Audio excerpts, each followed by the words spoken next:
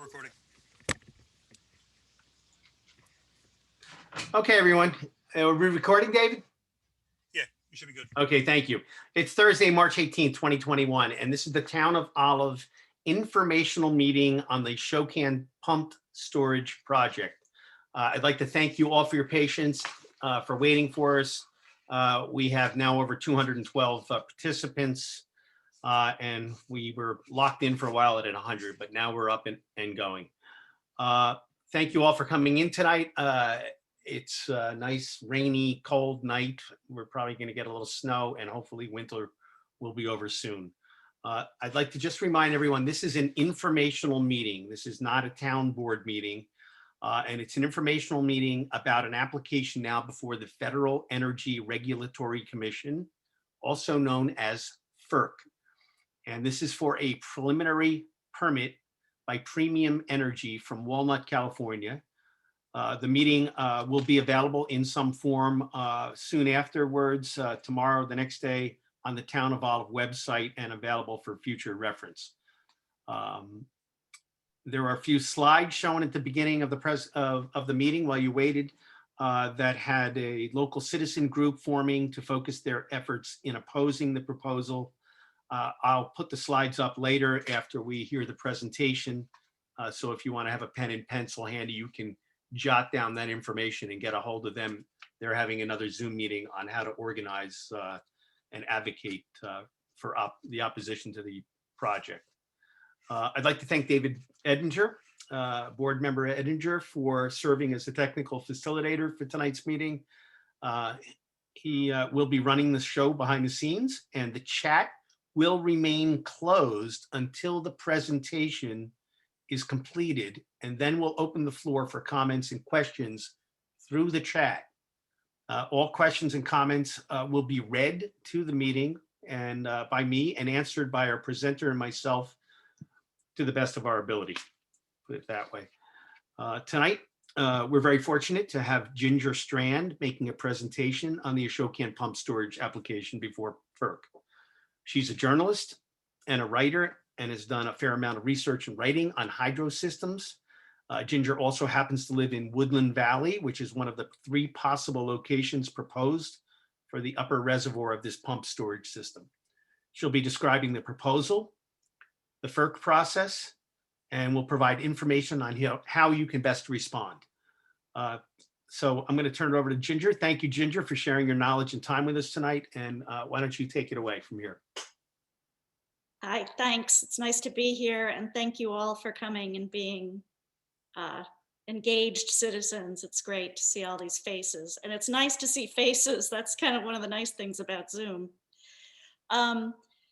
I've got a PowerPoint, a keynote presentation that I'm going to walk through, and if you already know a lot about hydroelectricity, it may seem a little basic to you, but I'm trying to make sure that we're all on the same page as far as understanding exactly what is happening, why it's happening, and why we might see more things like this coming up in the future.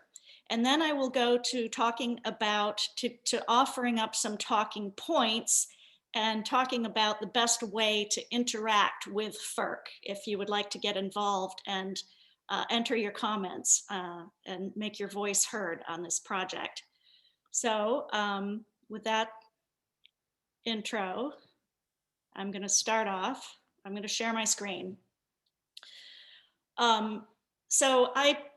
12 years ago, I wrote a book called Inventing Niagara about Niagara Falls, and I had to learn a whole lot about hydroelectricity because Niagara Falls, of course, has a huge hydroelectric plant there. The falls generate about 10% of New York State's electricity.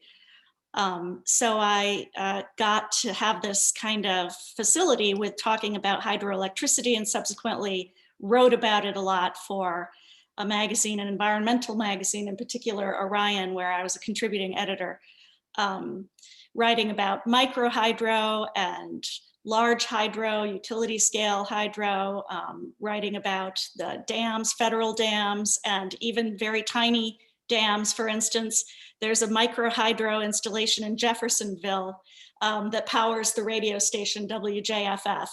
one of the more charming hydro installations I visited. So jumping in, this is Hydro 101, okay? There are three major kinds of hydropower. On the left, that terrible picture, is a storage or impoundment project. This is something like the Hoover Dam. The government went in, they built the Hoover Dam on the Colorado River. It dammed the river, a huge reservoir backed up behind it. And as they need power, they release the river through the dam to spin turbines and generate power. Another way that you can do the same thing is the picture on the right, what's known as run-of-river hydropower. Run-of-river dams go in the river, but they don't create a huge reservoir. They just are in the river and the river flows through them. This would be something like the dams along the Columbia River. And in the middle, you have pumped storage. Pumped storage is where you take water out of some kind of source, you pump it up to a reservoir that's up high, and then you let it run down through your turbines to generate power. So what does Premium Energy want to do? They have applied for a preliminary permit to conduct studies on building a pumped storage plant that will utilize the Ashokan Reservoir as the lower reservoir. So this preliminary permit, and this page is from a booklet by FERC, Hydropower Licensing, a guide for the public. The preliminary permit is not the permit to do any construction or any land disturbing activities. It gives them 3 to 5 years, reserves the site for them, and allows them to study the feasibility. So what is pumped storage? Pumped storage is kind of like a battery. It's a way of saving water for when you need it, what people in the electrical world call peaking power. When you have not enough power in your system, you need a source of power that's ready to go, that you can fire up right away. Now, normally that would be fossil fuels. That would be coal or a natural gas turbine or something like that. But pumped storage hydro can serve that purpose. It also stores, it pumps the water up at low electricity times, such as night, and then it can run it down during high electricity use times, such as the morning and evenings when everyone wakes up and turns on their lights and turns on their devices. So the Premium Energy proposal is to make one of these pumped storage plants, and they will use the Ashokan as the lower reservoir. They would use some current transmission lines that they would need to upgrade, and they might actually build new transmission lines.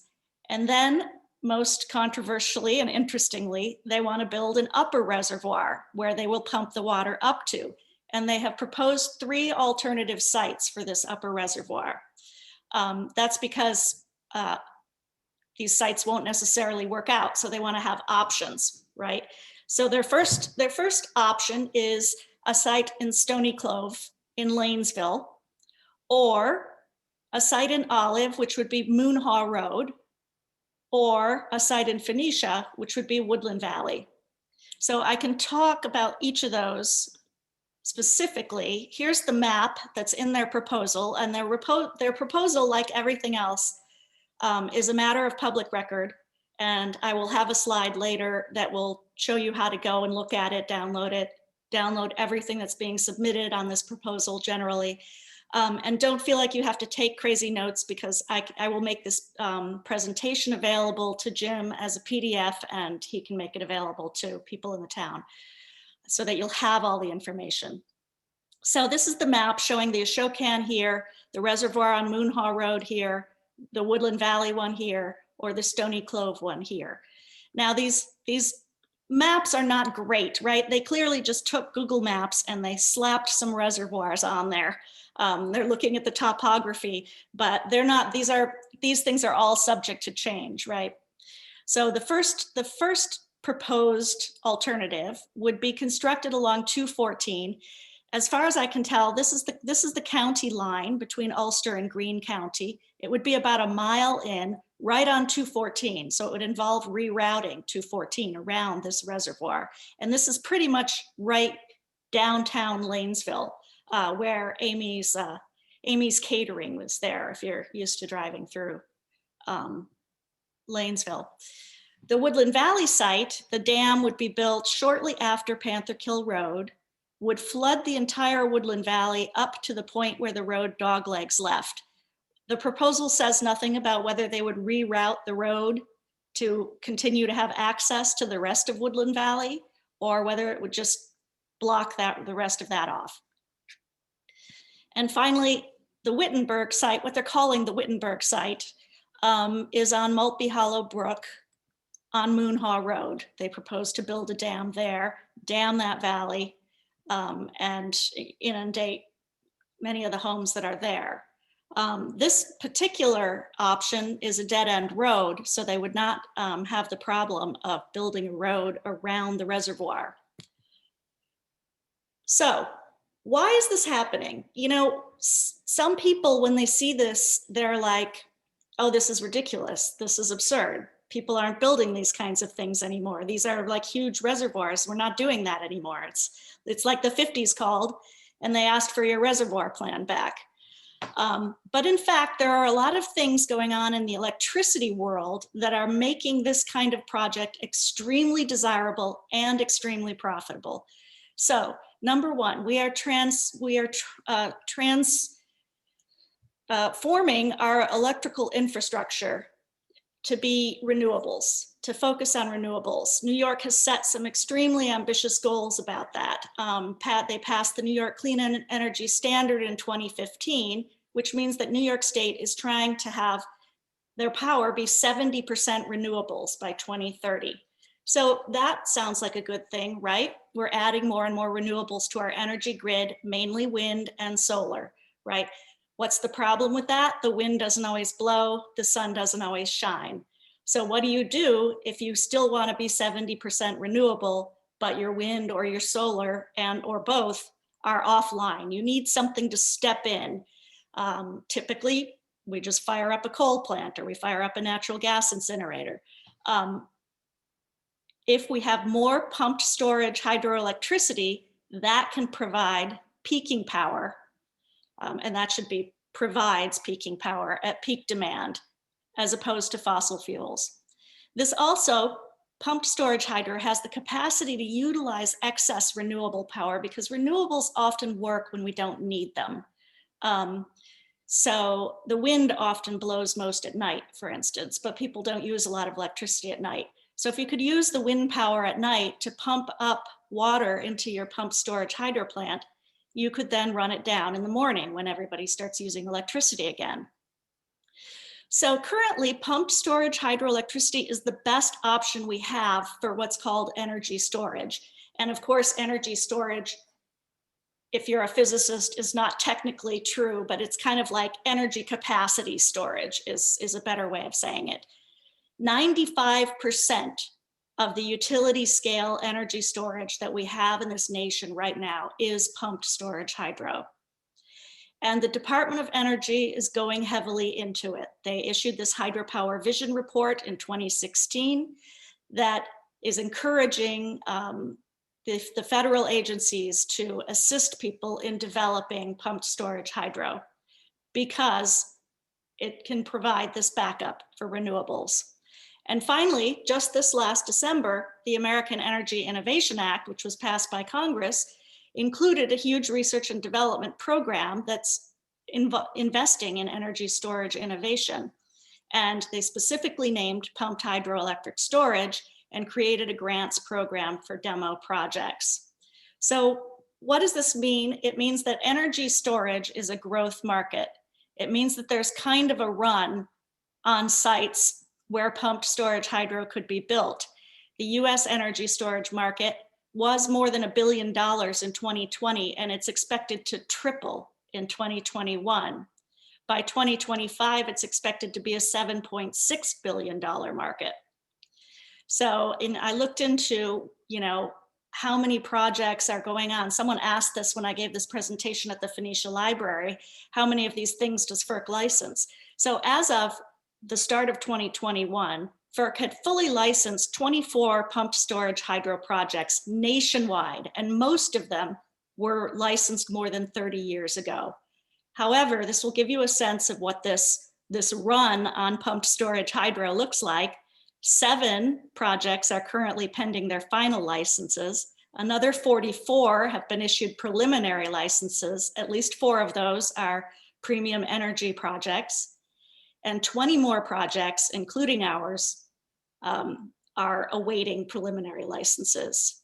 So that's a lot of pumped storage hydro potentially coming into the grid. So what do environmentalists think about pumped storage hydro? It's complicated.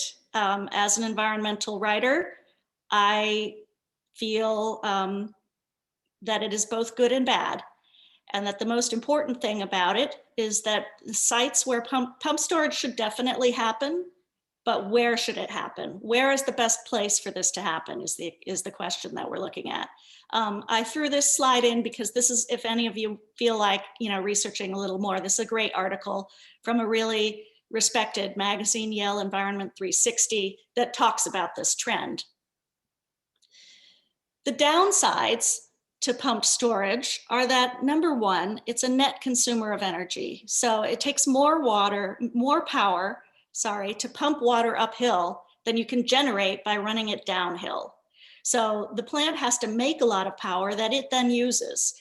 In other words, it's a form of what they call energy arbitrage. You spend cheap power at night, say, in order to make expensive power. It's expensive to build these things, obviously. And the Department of Energy's own study in 2013 found that it really kind of probably didn't make sense to build new pumped storage plant construction. This is why they're interested in these closed loop systems, which I'll talk a little bit more about. From an environmental perspective, you've got this upper reservoir, and it's not like the Ashokan. It's not just sitting there looking like a big lake. It's going up and down, radically and regularly.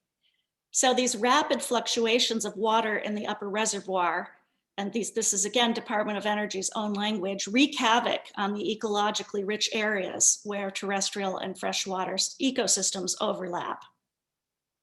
And finally, while having pumped storage hydro in our energy menu helps us reduce our use of fossil fuels and hence our production of greenhouse gases, reservoirs themselves do produce methane. So there's a lot more research to be done on this, but the Department of Energy is aware of this, and they're aware of all of these downsides. So none of us really want to see our homes purchased via eminent domain and put at the bottom of a reservoir, right? However, infrastructure often involves trade-offs between individual rights and the public good. Almost every single one of those pumped storage hydroelectric plants that FERC has licensed did require taking homes and land via eminent domain. For the most part, when the government did it, they took it from Native Americans. That's what happened at Niagara Falls. They took most of the land for the pumped storage project there from the Tonawanda Indian Reservation, and the Native Americans are still angry about it. We all know this because we live among a reservoir system that sacrificed 33 towns and displaced thousands of residents, and that some people still are mad about. So I want to emphasize this because I think that in dealing with FERC, it's important to show an understanding that there are trade-offs, that the question is not if we need pumped storage. We do need pumped storage. The question is, where is the best place for it to be built? And FERC is a big government bureaucracy full of engineers. They will respond best to comments that show an understanding of the trade-offs and that suggest that this is not the right place, rather than the simple, not in my backyard approach. We need to give them facts and figures. That's what engineers like. In other words, I'm saying, let's not be this guy, this lawyer at a big New York City firm, Skadden Arps, one of the most prestigious firms, had some land upstate. New York Power Authority wanted to build this pumped storage plant at Blenheim Gilboa. And he went on a rampage and started arguing, that it would be destructive to the unique scenic beauty of the area. And he threatened to sue them for ruining his land and everything. This is how that went. This is the New York Power Authority's Blenheim Gilboa pump storage plant in the Northern Catskills. It's similar in size to the one that's being proposed here. And its visitor center is a great place. I've been there actually, if you want to learn more about pump storage. But here you see the upper reservoir up here, the lower reservoir down here.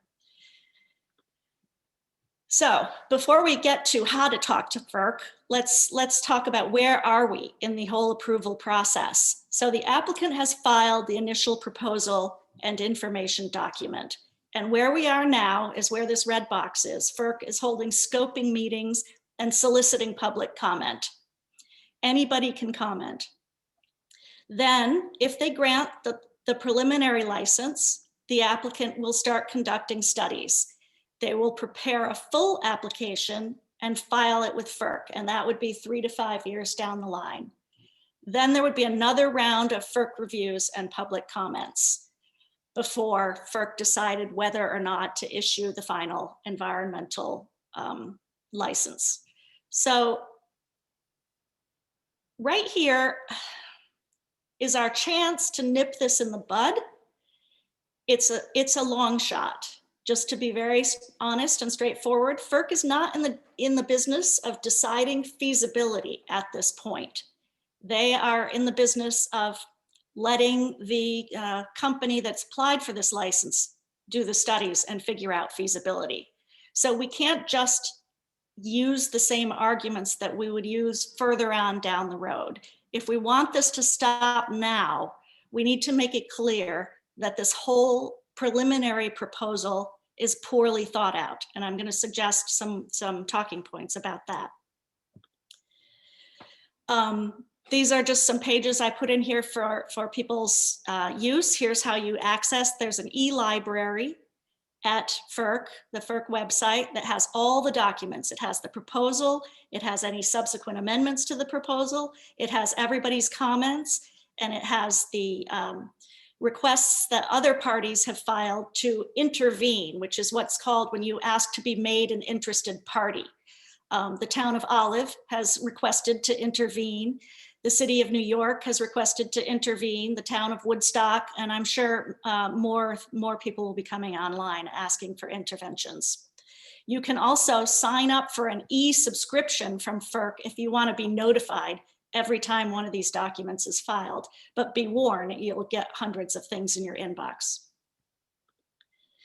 So submitting comments to FERC, and the place where you do that is here at this docs filing e-library. It tells you how to do it. Always include your name and your address, your full name and your address, and the FERC project and sub-docket number, which we all have memorized by now, those of us who are dealing with this, P15056:000. Now, as far as making your comment effective, don't just say, this is intrusive, don't do it. Try to offer specific facts and figures. And I'm going to talk some more about some of the things that are convincing to FERC and some of the things that are not. Do not copy language. There's been a letter circulating and a lot of people are just copying that and dropping in their own name. Not very effective. I mean, and finally, comments are due by April 12th. Here's that letter that's been going around. It's better than nothing. It basically just counts as check, one more person who sent in the form letter. But if we really want to stop this, we need to do better than this, right? For instance, this letter refers to the Catskill Forest Preserve as a state park property. That's not what this is. And it's an important difference, which I'll talk about more in a second. The proposed project is massive, intrusive. FERC, any project that FERC is going to license is massive and intrusive. You're not convincing them of anything by saying that. Likely to damage local lands, roads, and streams. That's not very specific. cause increased turbidity, that's a better argument, you know, in the water serving as an unfiltered drinking water source for 9 million people. That's the sort of fact figure that will make your letter more effective. So I've grouped the talking points, and this presentation has evolved as I've given it a few times. And I'm now focusing on the first 3 talking points, right? So there are the legal ramifications. There are the fact that this proposal kind of goes against what the Department of Energy actually states that it wants. And finally, this proposal is proposed for highly preserved land and highly important ecological areas. These are the points that at this stage could potentially stop this project.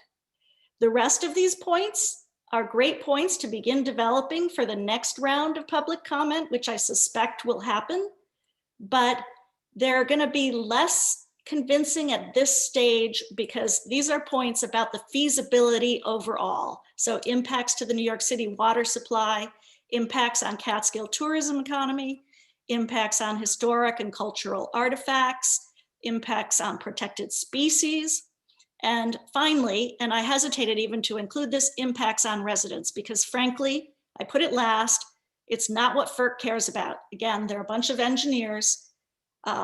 They don't care about our beautiful homes. They don't care about our grandmothers having, you know, built the cabin that we have loved for our entire life. They don't care.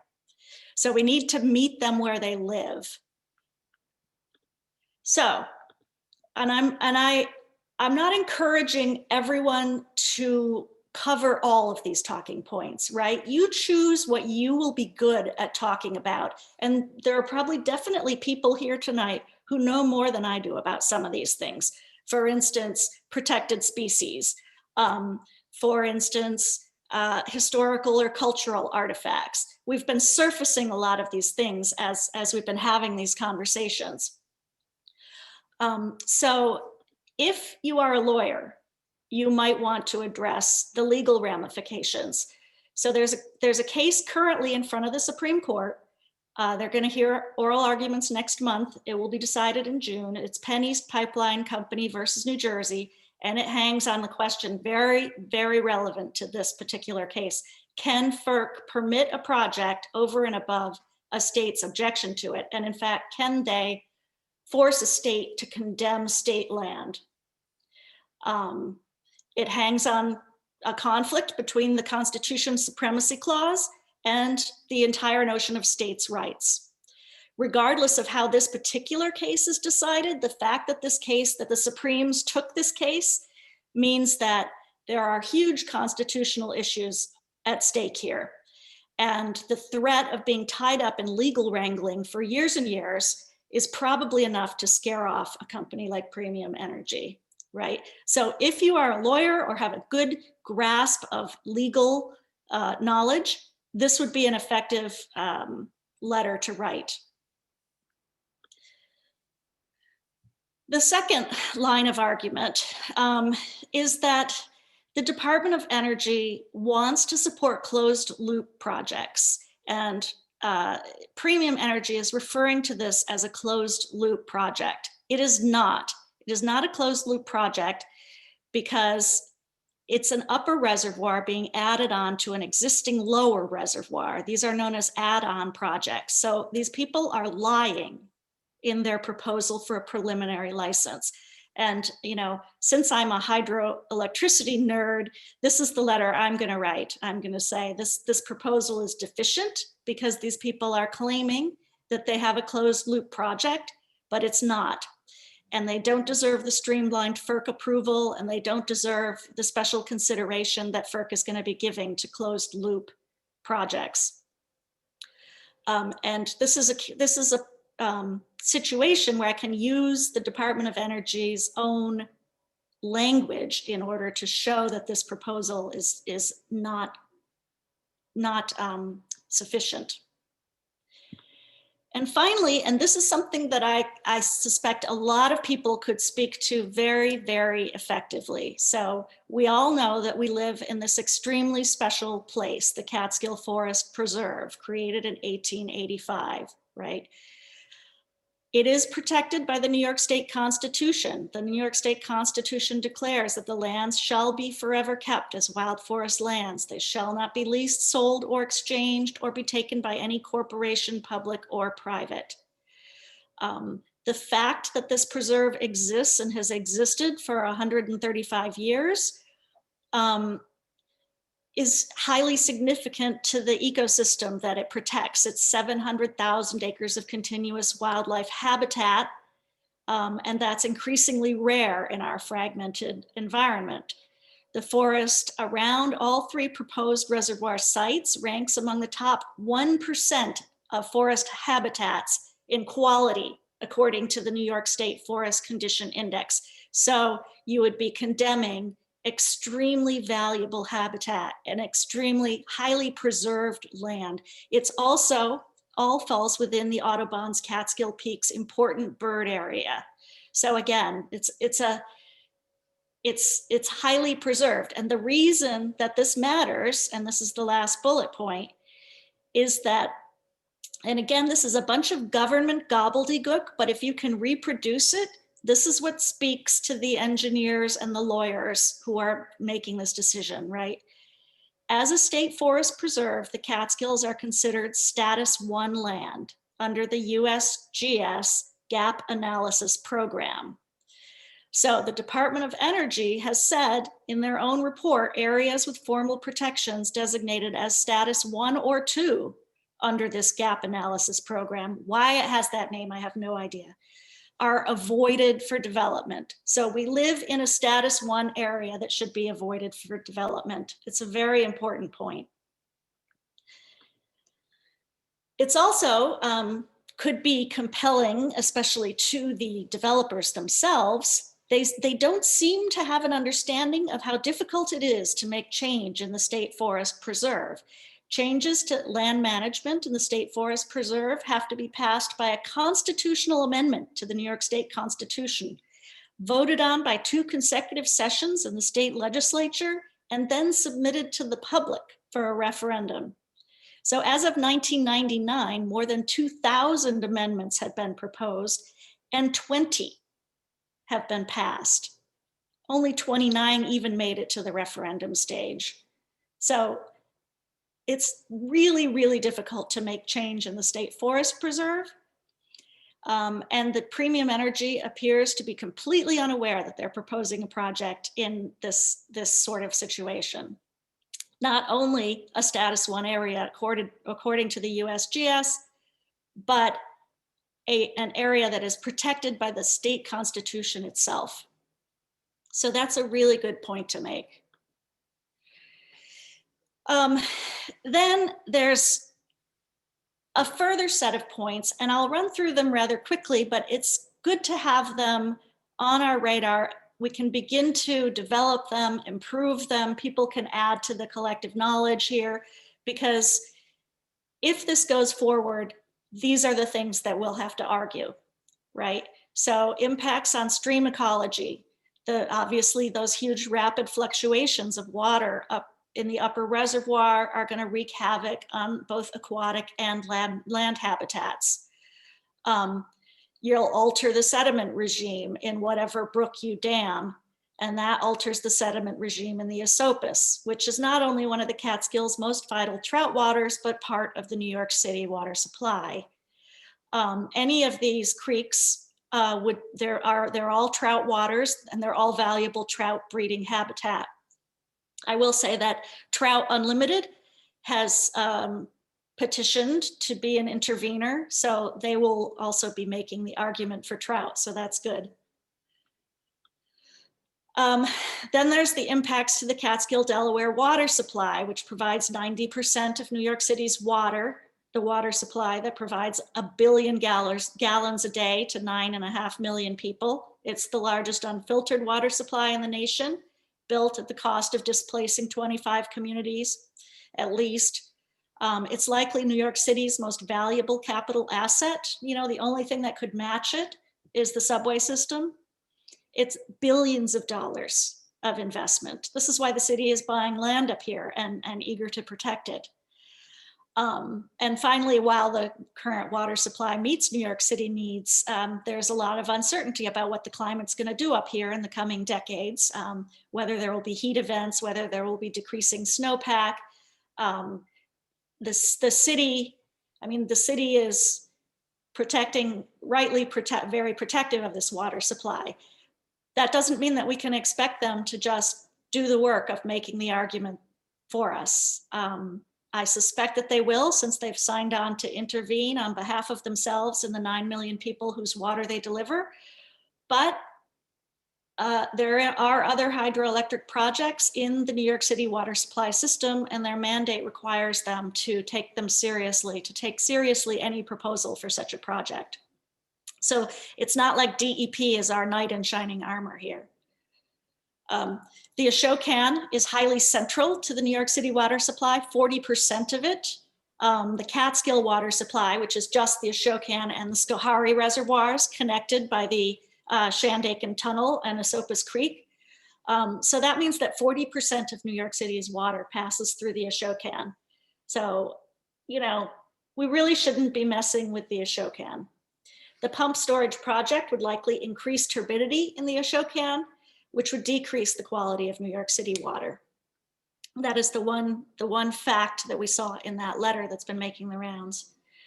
There are arguments to be made about the Catskill tourism economy. It's growing, it's getting more and more important all the time. It's already 17% of employment in the Catskill region in 2019. I'm sure it was more in 2020. Surprisingly, we had this bizarrely robust tourist season because we were in striking distance of New York City during the pandemic. It's a $1.6 billion industry supporting roughly 20,000 jobs, and 43% of that market is in Ulster County. We are the center of the Catskills tourism economy. If you're inclined to talk about your second home, you should point out that second homes generate $360 million in economic activity for the Catskills. That's the sort of thing that's important to them. So in Woodland Valley, we had a community meeting and we pulled together a bunch of points about Woodland Valley, about the fact that the campground is one of the state's oldest campgrounds. It's listed in the Ulster County Architectural History and Guide. It was built by the CCC. Here are the facts and figures for the campground. How many people does it serve? 5,400 campers annually. This is as of 1994, so it's out of date. But this was I wrote to the DEC, and this was the most recent unit management plan they had. There are trailheads here for two of the areas.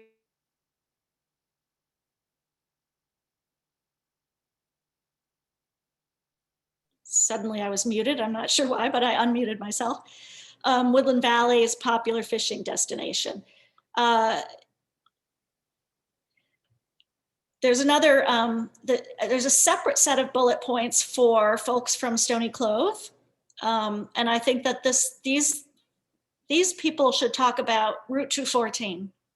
214 is one of only two roads that connect the two major highways in the Catskills, routes 28 and 23A. And any disruption to that road would obviously inflict a heavy blow on the tourist economy in both valleys. Hunter Mountain Resort in the town of Phoenicia wouldn't be connected anymore. Furthermore, Route 214 is designated a scenic byway and is part of the Mountain Clove Scenic Byway. These things matter because these are designations, official designations. And then there's an argument to be made about how much money the DEP, Ulster County, and Greene County have all invested in reinforcing and improving Stony Clove Creek to improve both the stream ecology and reduce flooding, turbidity, and to preserve the road.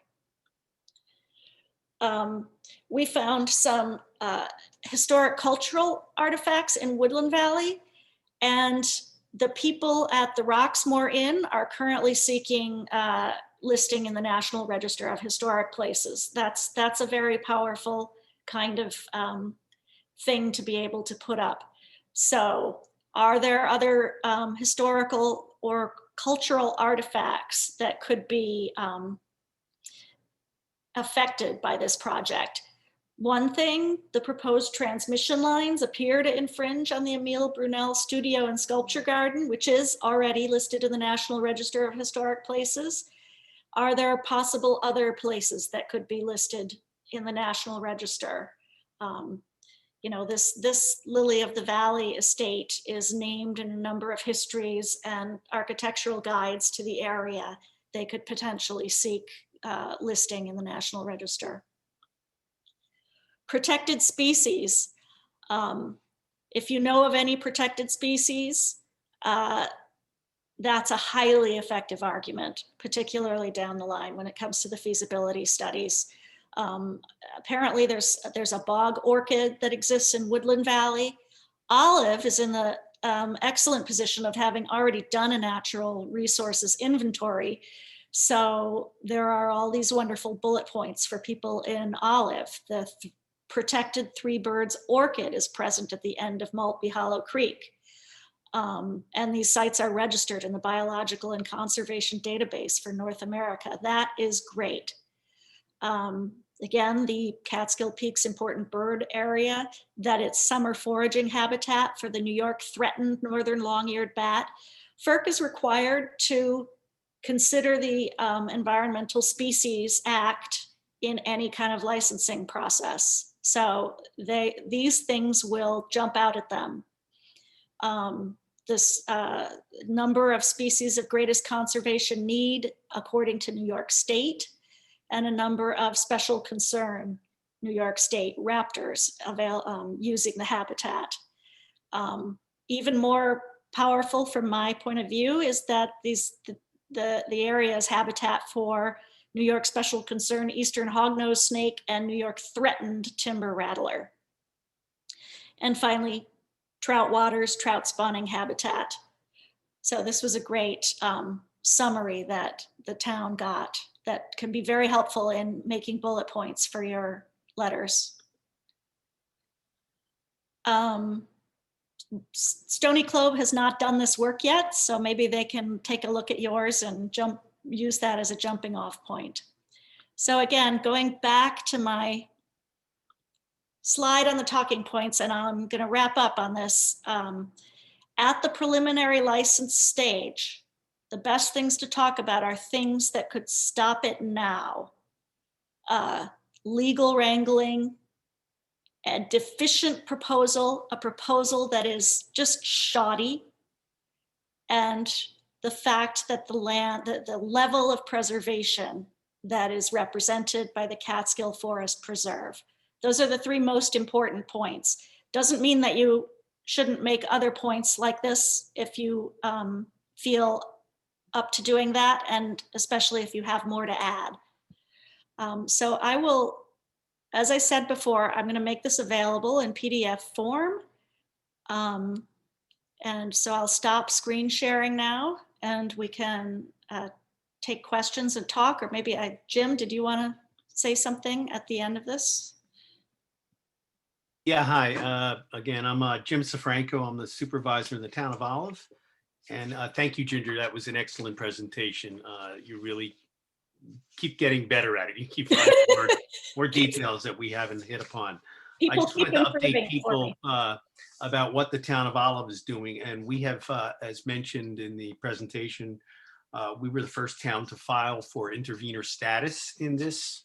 And we are in the process of gathering material in the application, and we're addressing at all the deficiencies. And there are lots of deficiencies in the application of which to address, as well as we will be addressing the impacts on the community.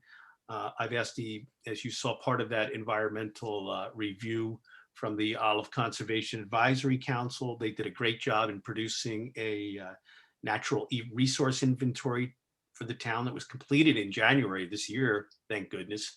And we now have this database of information to use to respond to a project of this type. Also, I have the highway superintendent in the town of Olive doing an analysis of the roads, the local roads, and the features of the roads, the geographical features, the stream is right next to the road, how much impact it would take just to merely get to the site. So those are things that we're doing, and we will be responding in a pretty lengthy response to the FERC application. As was mentioned, Trout Unlimited, Town of Woodstock, New York City have filed as interveners. I presented information on the proposal to the Coalition of Watershed Towns, and they voted to apply for intervener status as well. So I continue to work to get more people on board with this. I recommend everyone comment. I'm trying to get every advocacy group and NGO and government organization to comment. Ulster County has told me they will file as an intervener as well. So we are continuing to build strength here. I am going to ask David to open up the chat, and you can submit questions and we will answer them. You can do that now. And David, you can put up those slides for a little bit. There is a group out there who are trying to organize all of the residents who want to share thoughts on this and be a little more proactive. There's a group coming out to do this, and they are looking for strength in numbers and focusing on their efforts. It's the next one there. And they're having a meeting on Saturday, March 20th at 10:30 to 11:30 on that Zoom address. If you want to write that down, that's where, well, can you hang on to that one, Dave, or not? Let's see what he can do. He made it into a slide. They'll be discussing these types of issues. That slide will come up again in a second. If you're referring to anything, the docket number is on here. It's actually, I made a mistake here. It's P-15056. And we'll have all of this on the Town of Olive website. You can find all this information.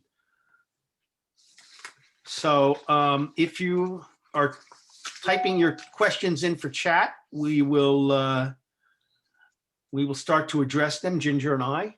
And I again thank Ginger for a wonderful presentation. I want to thank David for keeping this all together in on the technological end. This is not easy. We have 285 people at this meeting. Okay. David, are you going to put the questions up to the? See the question, or is it not? I don't see the question. No. Okay, I got to change which window I'm sharing. Then. Give us 1 second here for technical.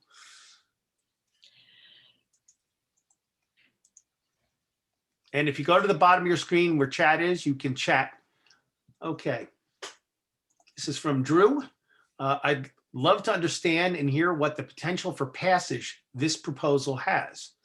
Are there comparisons or for other instances where this has been passed recently? Also, is there any data on how this affects our land values while this permit is open? I live in Lanesville on the Stony Clove. That's a lot of questions there, Drew. Let's see, what can we do here, Ginger? You want to take a shot at it? So I would say that the potential for passage of this preliminary license is extremely high. And that is why I've been refining this presentation and really trying to get people to talk about the high level of preservation here, how that goes against the Department of Energy's own statements about where they believe these projects should be sited, and also the deficiencies in the proposal. Those are the only things that are going to make it be stopped at this point. Down the road, okay, it's hard to say because it feels like a long shot that this could be passed, especially because it's involved in New York City's drinking water. However, the chart that I looked at that showed the energy storage market becoming a $7.5 billion market by 2025 suggests to me that there is going to be a lot of pumped storage hydro built in this nation in the coming 10 to 20 years. I'd also like to add on this that we are in an application for a preliminary permit, which just grants them the a 2 to 5 year window to do a feasibility study. No construction, a feasibility study. So is it, I think what Ginger is suggesting is that preliminary permit application is very likely to get passed because they want a feasibility, they want to look at it. But if we have the right opposition and we come at them forcefully, we might be able to stop it now so that it's not hanging on our heads for 5 years. Right. And to the second question, well, are there comparisons for other instances where this has been passed recently? Yes, there are. There are many proposals that have been granted in the last year. And I think, Jim, you talked to some people in California, right, who dealt with this. I spoke to a president of a local chapter of the Sierra Club in the Sierra Nevadas, and they came up, they had 3 premium energy preliminary permit applications in their area, and 2 of them were denied and 1 was passed, I believe. And finally, data on how this affects our land values while this permit is open. I don't believe there is such data, or if there is, I'm not aware of it. My feeling generally would be that the preliminary proposal is probably not going to have a huge effect, just because, you know, people buying real estate are not always thinking it's that long a game, right? People are buying real estate in Miami right now. I think that's a hard question to answer, and I don't think Yeah. we can really address that. I will say that we are looking at probably the highest land values we've ever seen here in our lives. So could they go down? Yeah, everything that goes up goes down a little, so we'll see. Next question. Do we have another one here? Let's see. From Mr. Chester here. Excellent presentation. I am concerned that with 3 upper storage reservoirs proposals, the applicant has 3 times the chance to succeed. How can we make sure that we don't make a great case on 2 locations, but lose on the 3rd? And I'll address that because the group that we put the slide up for, who's trying to organize, is trying to put together all 3 locations so they present a more focused and cohesive argument against all 3, rather than pitting one against the other.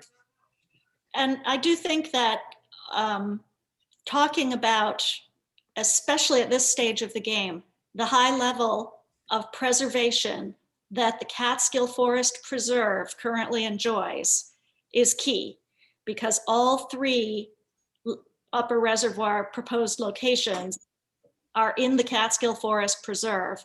All 3 reservoirs would impinge on state land. So they're united in that front.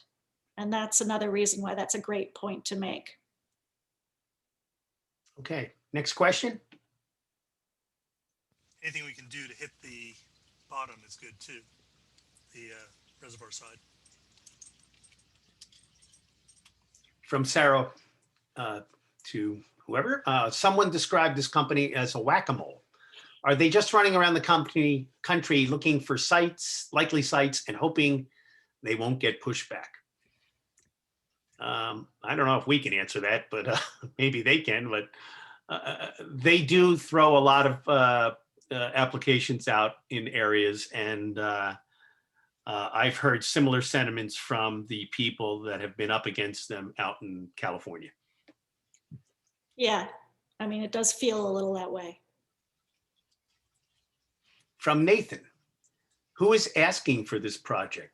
Premium Energy only as a profit-seeking venture? Yes. That was an easy one. From Bob, will New York State be intervening? I have talked to New York State Region 3 DEC. They know about this. I spoke to DEC up in Albany. They are looking at it. They have not made any official comment, so to be determined. But that doesn't mean you shouldn't write to your state assemblymen and senators, as well as your federal congressmen, to let them know your feelings on this project if they can have any influence on it. From Nathan, do we have an energy shortage in Ulster County? We have I can touch on that a little bit because I went to a presentation a few years ago that pretty much laid it out. Most of the energy in New York State is produced in the northwest of the state, and most of the energy use is produced in the southeast. And because of that, there is strain on the grid in between. And the policy for the last, I don't know, at least 5 years from the federal, from FERC and from New York State has been to encourage small generation of power along the grid to alleviate that stress on the grid. So do we have a shortage? I don't know if I'd call it a shortage. We have an infrastructure problem. We and a also have policy. the issue of Indian Point going offline. Correct. Right. From Jennifer, is it a good or bad idea to get large NGOs engaged at this point? Absolutely a good idea. I know that I have talked to Catskill Mountain Keeper. They've been, they decided to put out an email or blast email with some suggestions, trying to encourage them to file as an intervener. And yes, I would look at the others as well. I have talked to the Nature Conservancy. They were a little bit sheepish about it. Yeah, I actually know a lot about the Nature Conservancy, and I'm not sure I would expect them to be interested in getting involved. NRDC, yes, because they are about protecting preserved land. From Nathan, is the Catskill protection by New York Constitution a showstopper? Well, I can address one thing on this. Ginger had pointed out how difficult it is to do that. But there's federal eminent domain that, that Supreme Court case is looking at. We don't know how that will go.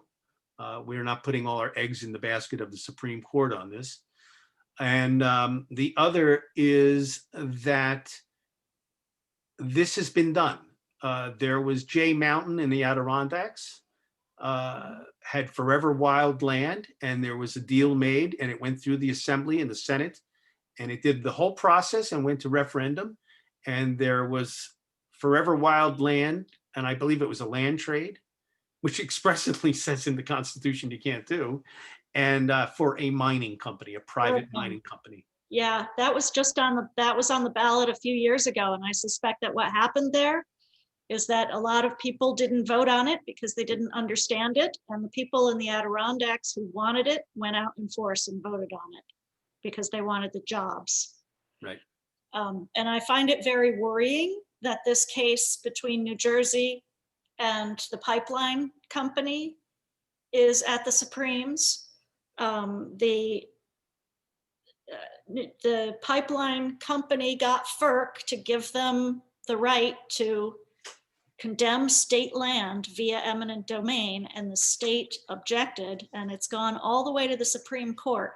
And you might say, well, we have kind of a right-leaning Supreme Court right now, so they will likely, vote states' rights, but often, a love of states' rights can often start to shrivel when it comes to dealing with states that want to do environmental protection, for instance, right? So I'm actually not expecting the Supreme Court case to go the way we want it to go, but I'm not an expert. Next question, please.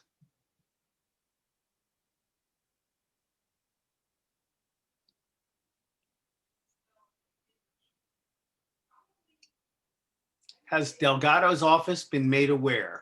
Yes. Next question. Could you explain a bit more about why the project is not a closed loop project? Very good question. So a closed loop project is one where you have two bodies of water, and neither one of those bodies of water is connected to any other body of water, in particular to any naturally flowing body of water. So these closed loop projects usually happen at old mines where they they make the mine, the lower part of the mine that's underground into the lower reservoir. And then they build a reservoir at surface level and they pump the water back and forth between those two in order to make power. And the DOE is really interested in this because it's kind of a non-invasive form of pumped storage hydro. The Ashokan, while it is a reservoir, is connected to a naturally flowing body of water, which is Esopus Creek, which flows into it and then flows out at the other end. So it's most definitely not a closed loop project. It's known as an add-on project, where you add on an upper reservoir to a lower reservoir that exists in a flowing body of water. There are other kinds of reservoirs too where you could have a closed loop. Some of those Bureau of Reclamation irrigation reservoirs in the West that aren't connected to a stream or a river. You could also make a closed loop project there, but this just isn't that. Okay, next question. You can type your questions in on chat if you like.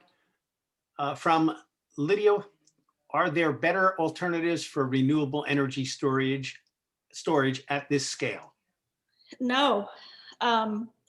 People are working on it. You know, in California, California has actually passed laws saying that utilities must build a certain amount of energy storage capacity, and people are trying all sorts of things. They're trying things that involve shining sunlight on molten salt in order to make steam and run turbines. They're dragging train cars uphill and letting them run downhill in order to turn turbines and make electricity. But currently, you know, even the biggest battery installations that Tesla is building in Australia and things like that, they don't touch this. They don't get near the energy storage potential of pumped storage hydro. It is presently the best option. It should be noted too that this is a net 800 megawatts. And when they pump up, they use 1,000 megawatts to pump up. And the Indian Point, the net megawatts at Indian Point is 1,032, just to give you a sense of the scale of this project. Next question. From Dawn, who is the lead for Ulster County? You're looking at them right here, us. We are the lead. We are all involved. We all have communities here that are affected by this, and it's going to take a lot of everyone to lift. This is not going to be done by Ulster County or the Ulster County Environmental Committee is looking at this, and the county planner is looking at this, and they will respond. But there is no lead. This is, everyone has to pull their weight in this and get on board and do something. It's my opinion, at least. Next question. Thanks, Ginger, from Scott. That was very informative. Is there a simpler, shorter version to send to people, groups, or journalists we may know who won't be able to attend an entire meeting? I am going to make a PDF version of this presentation available to Jim. The Phoenicia Library has a slightly shorter version that they will send you if you email them. And we will put it on the website so you can look at it or download it. Next question from Justin. What local entities or business profit from the feasibility study? What does the study look like? Thanks, Ginger. Well, that's interesting. That's an interesting question. I mean, they would be doing core samples to sort of try to establish the geologic parameters. So presumably they would be hiring some kind of local, at least New York State or Northeast contractors for that, right? They would be doing environmental surveys. That's about it. Yeah. They would be, you know, they have to talk to everybody. They have to talk to the municipalities. They have to talk to any Native American groups who are local to the area. Right, if they get past this preliminary permit, then they're going to have a lot of outreach into the community to address the issues that we're bringing up in the meeting tonight if we don't stop them now. From Colin, what's the average timeline from preliminary permit to construction completion? What's the average construction timeline? Wouldn't this also require new high tension power lines? Good point. Everyone forgets that part. Is there a sense of the quality of tax credits that the company would be applying for both state and federal levels? Thanks for a great presentation, Colin. I live in West Shokan. Go West Shokan. So the timeline, I can tell you this, that there is a timeline in the proposal, I believe, for the feasibility study. And but I can tell you this, that I went to a similar project, which is the Catskill Aqueduct bypass under the Hudson River. There is a leak in the aqueduct, and we were allowed to take a tour of it. And they went down several hundred feet to bring a tunneling machine in to create a new tunnel parallel to the existing one and tap in on each end to bypass a leak. And the hole that they dug was probably just to get down to several hundred feet. Was done with explosives and extraction, and that took them to get down. I want to say 200 or 300 feet, 5 years just to do that. So we're looking at several years in the feasibility study. We're looking at 5 years just to get down to the depth of the hole to build a cavern to start doing work underground, and then tunneling for whatever distance they decide, whatever reservoir they use. You're looking at, I can't see anything less than 15 years on this, at least. Ginger, would you weigh in on that? Yeah, I agree. It depends on if they decided on one of the 3 reservoir sites, it would obviously take them longer to tunnel from Stony Clove to the Ashokan than to tunnel from Moonhaw to the Ashokan. And that's going to be something that factors into their decision along with a bunch of other things. And the second question, would this require new high tension power lines? I actually did a little look on that yesterday, and it does in the feasibility study talk about running high tension wires, running transmission lines to just about to Kingston where the high school is, Coleman High School. And I looked at I think in the proposal, it's a 500 kilovolt amp high tension wire. And I looked at what that looks like. And if you want to get frightened by this, go take a look at the images of what they are. They're the big ones that we see. Next question, is there a sense of the quality of tax credits that the company would be applying for at state and federal levels? Ginger, you know anything about that? I think that's a great question. And Colin, I think you should go research that because that would be a useful thing to know. And I have not done the research on that, but there may in fact be tax credits at the state level that would be part of that New York State renewable plan that I was citing before. They may have tax credits for energy storage, federal tax credits for energy storage projects, possibly exist. There may be also requirements for companies in their portfolio. If you're an energy company and you have coal and nuclear and gas, and you might have a certain requirement to have a green energy in your portfolio, whether it's by policy of state and federal, or whether it's by shareholders demanding it. So that might be an incentive as well to have that in your portfolio of your mix of energy supply. Yeah, renewable portfolio standards. And those exist in New York State. And the federal bill that was passed in December defined pumped storage hydro as renewable energy. So this would count. Right. Next question. From Todd Spire. I was told by someone that they spoke with FERC and told that the initial permit will be granted due to the fact that the project meets minimum requirements. Well, we're going to try to point out that it does not. And there's another element to that, is that I look at this as a two-pronged approach. The town will be addressing the deficiencies in the application. We will be addressing the impact on our community, but we will also encourage everyone out here to raise their voice and respond. And the second prong in this is whether there's enough opposition and Premium Energy will decide to withdraw the application, that we're just making it too difficult for them. That's just as significant as to whether FERC approves this or not, in my opinion. Yeah. Next question. From Kathy. Are local land conservancies getting involved, and organizations such as Scenic Hudson, which are active in land acquisition in this area? I do know that I have been speaking with the Woodstock Land Conservancy, and they are looking at perhaps filing as an intervener. But I know most of the land conservancies are aware of this project.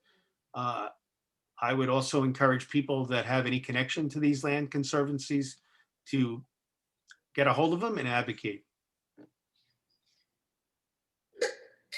Next, from Anne Marie, good evening and thank you. Can you tell me, is there a detailed map showing the area which this project will affect along the road, which will either be closed or relocated? If so, can you share that? I'm sorry if you showed it and I missed it. You did have a little. I did show it, but it's not a super detailed map. It's very fuzzy. It's in the proposal. And if you go to the FERC e-library and enter in the project, the docket number P-15056, you can download the proposal. The Phoenicia Library also will email you a copy of the proposal if you email them. We also have the proposal on our website. If you go to the first page of the Olive website and scroll down to the bottom, there are some links there with the proposal on it. I hope that helps. It has maps and it also has GPS coordinates, and you can you can look at those maps up against Google Maps and you can figure out kind of exactly where they are planning to build this thing. Okay, thank you. From Dave. Is there any upside? If not this proposal, what risks exist with future energy disruptions associated with greening the grid? I love that every time I've given this presentation, there have been such good and thoughtful questions. You know, yes, there's an upside. This is a way of making it more feasible for renewable power to enter the grid. And yes, pumped storage hydro is going to be a part of our energy makeup going forward if we really do transition to renewables and clean power. So we don't want to stop every single pumped storage hydro plant that gets proposed. And I personally wish that I had a better idea about where this should happen instead of just where it shouldn't.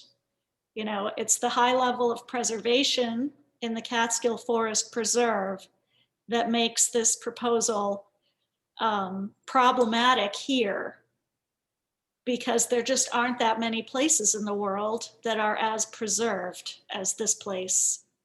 And it's extremely valuable habitat. But, you know, if it did get built, it would definitely, the upside would be, it would definitely help us in our transition to clean power in New York State. In addition, there's such a need for this, as Ginger points out, as we continue to promote renewable energy, there's going to be a greater need for storage.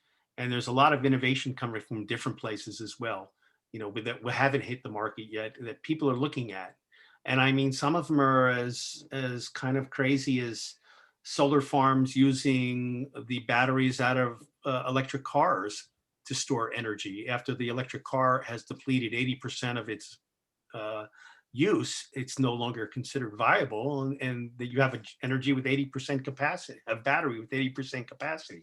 So they're actually talking about charging those batteries on solar farms and then using them for storage when they need it. I don't know how viable that is, but those are the kind of ideas that are coming out because of this demand. I think it's very viable, actually. And in my talking with energy managers and people at utilities and things like that, the smart ones, the forward-thinking ones, believe that the future of power, the future of electricity, is distributed.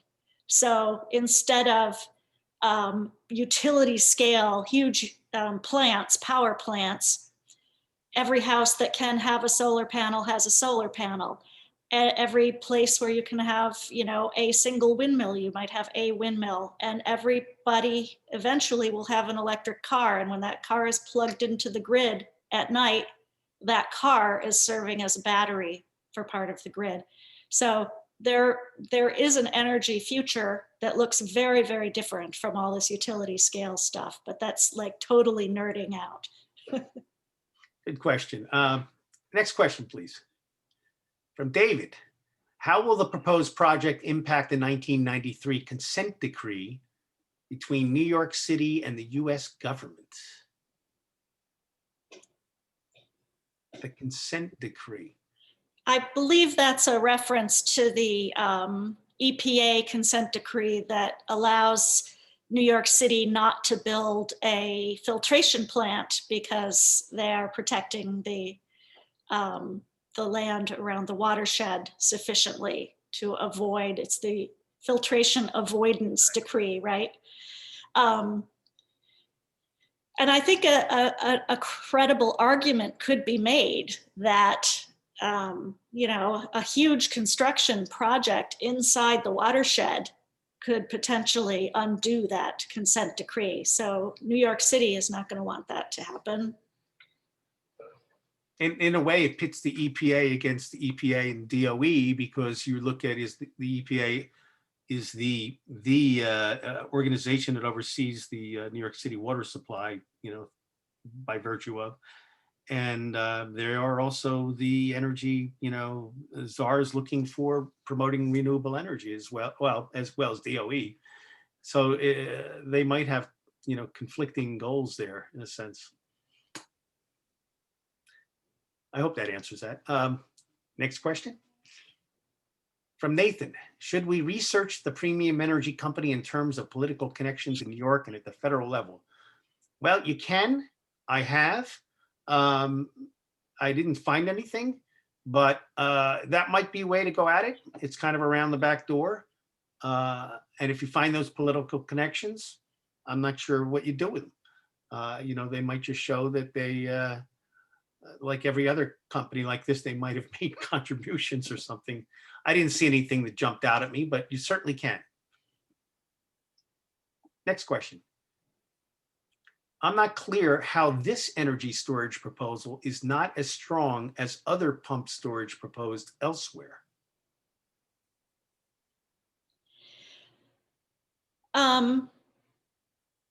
Again, I think that it's as strong. I mean, it could work as well. The problem is that it's being proposed for a status 1 land under a high level of preservation, which goes against the Department of Energy's own directives for where these projects should be built. I would also chime in to go back to what is likely part of the DEP's response. I would imagine would be that it disrupts the Ashokan, the drinking water of New York City. If you look at the Ashokan Reservoir, there is an upper basin and a lower basin. And by design, the upper basin is what's known as a settling basin.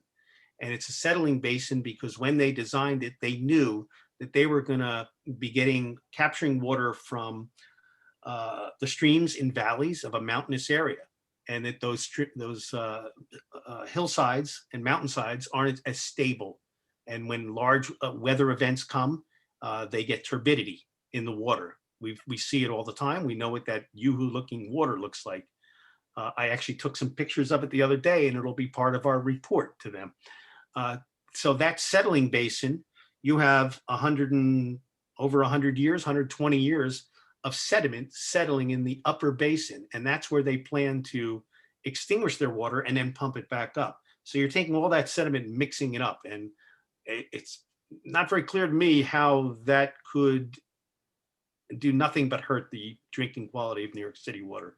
And I don't mean aesthetically, I mean biologically as well. Next question. Has anyone approached the New York City DEC about this? Also, the Ashokan is habitat for bald eagle. Shouldn't they be listed as a protected species in the list? I'll answer the first one. Yes, DEC, I talked to them. They actually contacted me the day after they heard about it. So we have been talking back and forth, and they are preparing a response with their legal team. And to the second question, bald eagle conservation has gone so well that bald eagles are a species of least concern according to the Endangered Species Act. Okay, I hope we got that one. Next one. From Roger, other than FERC, are there other government officials we should write to? I can tell you who not to write to. The town of Olive knows all about this, and we are working so hard. I can tell you that the first 3 weeks of this, I was getting 25 to 50 emails and calls a day. That takes away a little bit of time for me to do the research and outreach that I need to those officials. So I would suggest, and I know the county is very well aware of this, but I would suggest your state and federal officials. Yeah, I think Shandaken is going to get on board and intervene as well. So. Okay, from Irwin, can we understand the current amount of power that Central Hudson generates every day? Power that the community uses, and what in the next 5 years would be considered the peak power requirements? I could talk one thing about this, that Central Hudson does not generate power. Central Hudson buys power on the open market, okay? And I think it's a great question in one sense that I have about this is it's kind of the unsexy part of it. It's the transmission lines. The transmission lines are potentially, if they're above ground, a pretty ugly aesthetic on our landscape. In addition, the real thing that brings in the region into this is that we're going to be taking, or we're either going to be putting in 800 or taking out 1,000 megawatts of power to the existing grid to do this. So my question is, does Central Hudson have the infrastructure to do this? And I don't believe they do. I think this is going to cause them to have to upgrade their infrastructure, which is going to end up coming back to the consumer, and we're going to be paying for this in our rates. That's my opinion. Another important thing to understand about power is that we live in a nation that's divided up into, I believe it's 5 interconnections. So we are in the Northeast interconnection, so New England, New York State, and all power that's generated in that interconnection flows into that grid. And all power that gets used comes out of that grid. So it's not like if you live next door to a dam, you get cheaper power, or your power is more reliable or something. It all goes into the same grid, and it all comes out of the same grid. It's all pooled. So how much power this community uses, what its peaking power requirements are less relevant than how much power is used overall in the Northeast interconnection. What is significant in that question too, though, is that FERC, I remember on the town board, we got this notification about 5 years ago or so, that we were put into the region with New York City. So FERC divides up the grid into regions. And when they say, we want you to create small generations on the grid to help alleviate the grid. They got a lot of solar to help alleviate the grid. They got, I think there's 1 or 2 gas fired operations that came on or about to come online. And when you look at the region that we're in with New York City and think of where the most viable place to create power is, it's probably not in Westchester or Manhattan. It's up here where we have more land and land is cheaper. So we are a very attractive area for that requirement. So it's just another factor in this that we have to consider. Okay, next question. From Leslie. If they get through this stage and fail at the next stage, would another applicant or the same applicant be able to amend their plan and continue to move forward with the preliminary approval?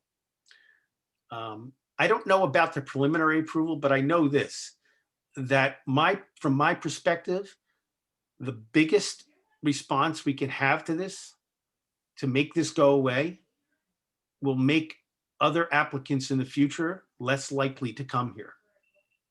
When I spoke to the Coalition of Watershed Towns the other day to get them to speak to them about this project and ask them to intervene, and which they did, they got it. They live in a place, we live in a watershed. There's water here. There's people looking to harvest that water for these kind of projects. So I think there will be other applicants, maybe not at this site, but a strong opposition to this in these critical areas will make people think twice about coming into state land and preserves and things like that. That's my opinion. Ginger, you have any thoughts on No, it? I second that.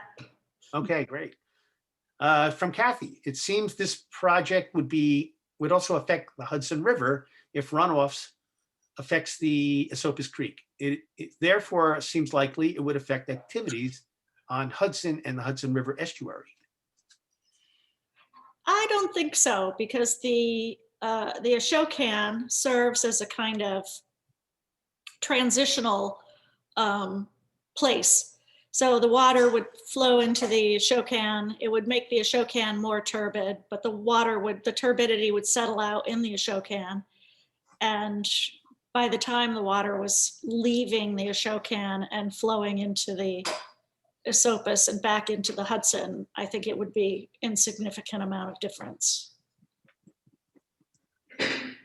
And you had mentioned in one of your presentations too, in terms of flood control, that a reservoir system like this could actually help in that it could actually, let's pump the water up. There's a big storm coming. Let's get it out of the reservoir. You know? Yeah, you know that. It's not necessarily a flood making venture, but it could be a flood, in some ways considered a flood control measure. Reservoirs can be used for flood mitigation. Blenheim Gilboa was used during the Christmas flood that we just had last December. They spilled water well in advance of that storm, and thus were able to capture a lot of water that would potentially have damaged some of the towns around there. Mm-hmm. Okay, next question from Laura. Given that Woodstock is not directly impacted today, how can Woodstock best help? Should we speak out against sites in Woodstock, even though Woodstock is not yet selected? How can we best help the 3 towns who are directly affected? I will say this about Woodstock. Bill McKenna reached out to me and said, what can I do? How do you be an intervener? He gets it, and he gets it from the perspective of tourism. This is not a good project for tourism. Woodstock has a lot of tourism and depend on it. So that's what I understand. Yes, everyone in Woodstock should be against this. I like the question. That's very charming. And I think that Woodstock, even though not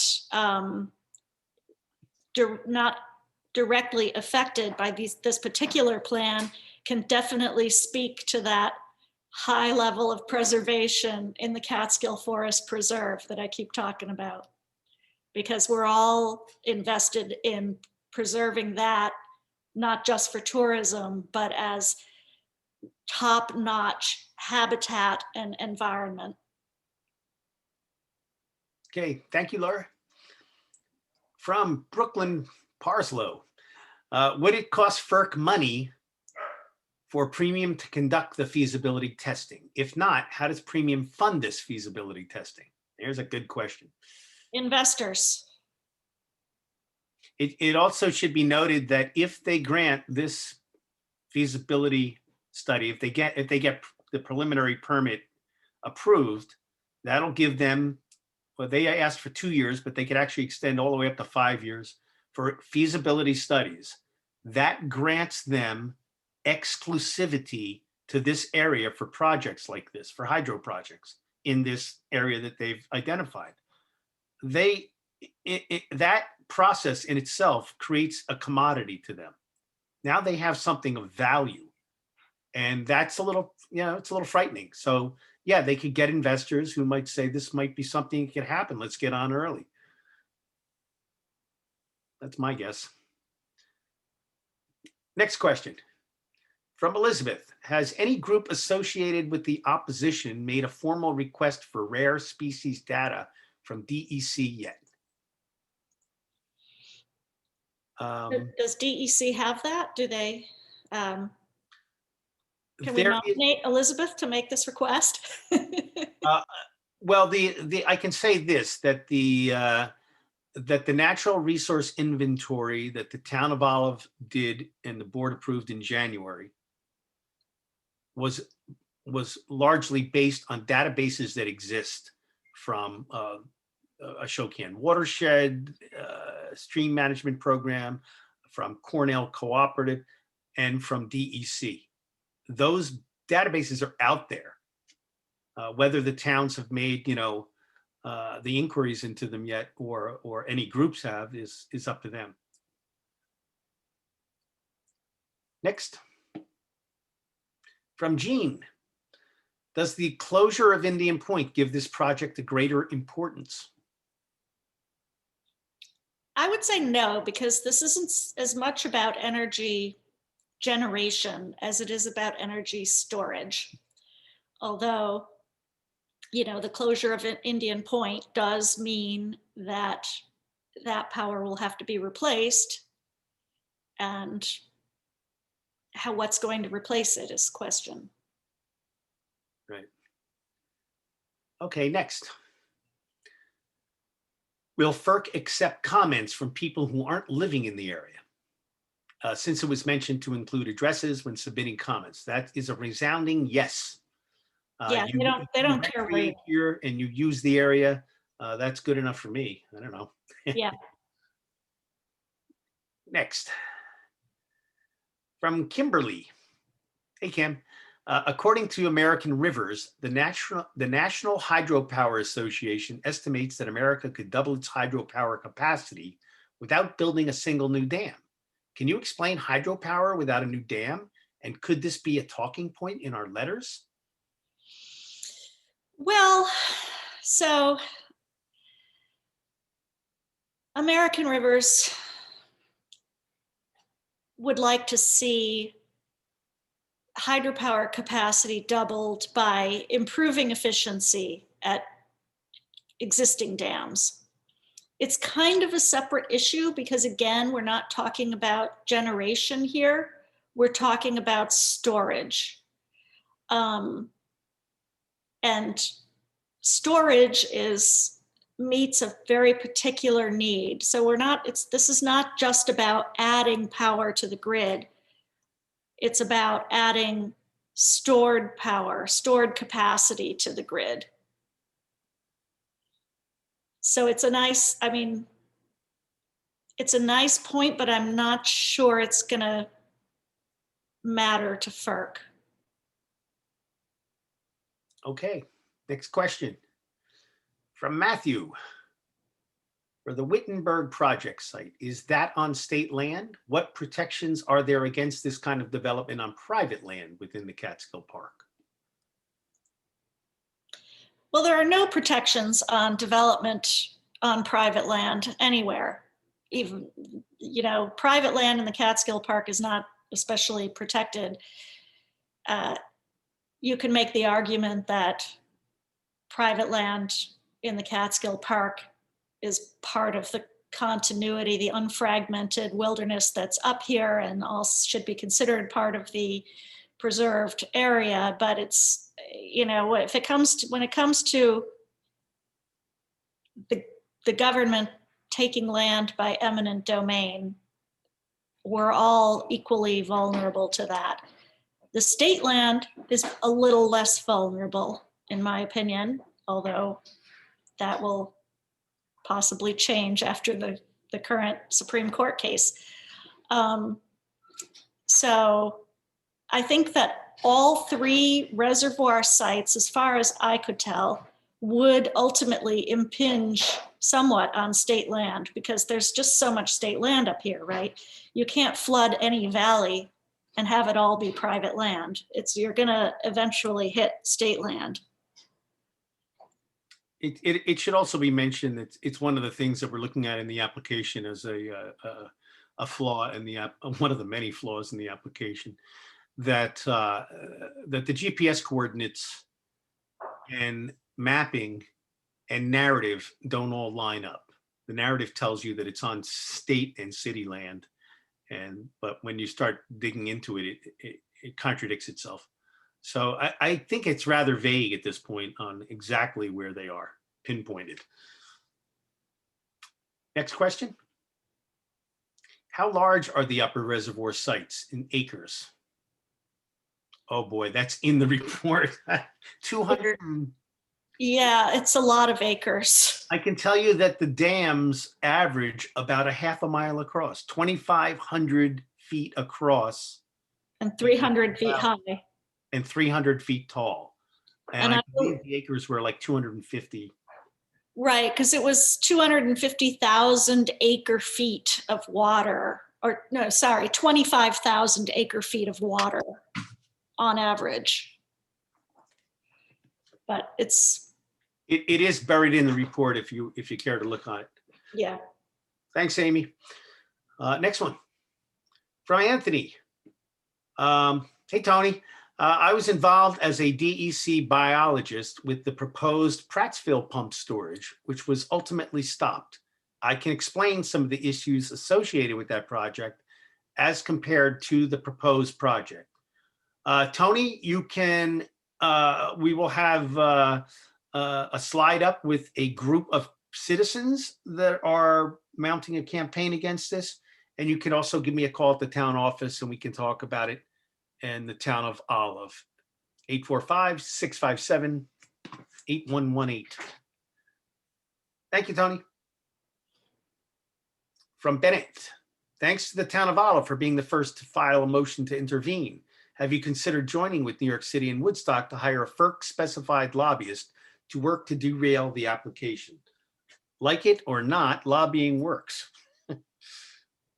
But like it or not. It's kind of a play on words. We have not considered doing that. We spoke to our attorney and we're going to let this process play out a little bit because there are larger legal issues with New York City and New York State than the town of Olive from our opinion, legally have to address this with. So that's kind of our opinion right now. And we'd rather them spend the money on legal than us. But I don't know. We haven't said no, but we haven't said yes. Let's see how it evolves is what I would say. Next question from David. Have the electric companies, NYSEG and Central Hudson, commented on the proposal? Not to my, not that I know of. No. I know that there was an inquiry about the infrastructure to them and if this was to happen, what it would mean. And their reply, and this is third hand, was we are obligated under the law to upsize our infrastructure to accommodate anything that is added or taken from it. Right, they're utilities. And there are regulations that force them to embrace private power coming into the grid. Yep. Okay, next. Doesn't New York City DEC also hold the ultimate hammer by declining a 401 water quality permit? Great reason to reach out to representatives. The ultimate hammer on the water quality permit is DEC, but ultimately it's EPA, in my opinion. But yes, they do. And they've been made aware of this. And yes, you should reach out to your representatives. All to yes to the above. Next, from WDW, what is the best way to get New York State to support us? I would suggest you write your representatives. Next, from Tanya, wonderful presentation. I've seen various preliminary maps suggesting where specific components of this project would sit if based in Olive, e.g. where the tunnels and power station will be placed exactly, or where the high voltage lines would sit. I saw one map running them between 28A and High Point Road. Is that all conjecture at this point? Thank you. Yes, yes, I would think it's conjecture in that they have to show something in the application and they drew a line somewhere. Yeah, it's I don't basically a think they studied it. sketch. It's a sketch. What's happened in the proposal is a sketch. And if they get this preliminary permit, they will work on making the drawing. And I can show you one element of what they've submitted is they have the potential, if the siting is at Woodland Valley or in Stony Clove, for the turbine, underground plant and power station where a switching yard. They have it coming out in Boyceville, but they also have it coming out in West Shokan. But in either case, they have the transmission lines from Boyceville running through West Shokan to get to the town of Ulster on Hurley Avenue, which I think that if I was driving, I'd probably go on the 28 corridor because it's a faster, more direct route and there's less trees in the way. So it doesn't seem well thought out from that perspective. I wouldn't bet any money that it's going to end up on any of the maps that they have now, or the way it's drawn now. Next, from the Greenwalds, presumably the feasibility study is approved. In which activities can we engage during the 3 to 5 year period to prevent the project? Well, then we're going to have to amp up, which is already something pretty much amped up now. We're going to have to advocate more.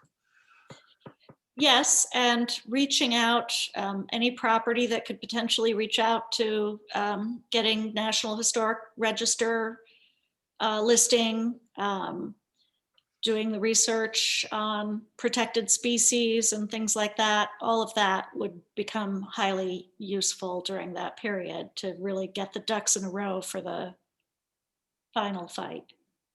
It also reminds me back of the point that Ginger made in the presentation about not, sending in a pre-written letter.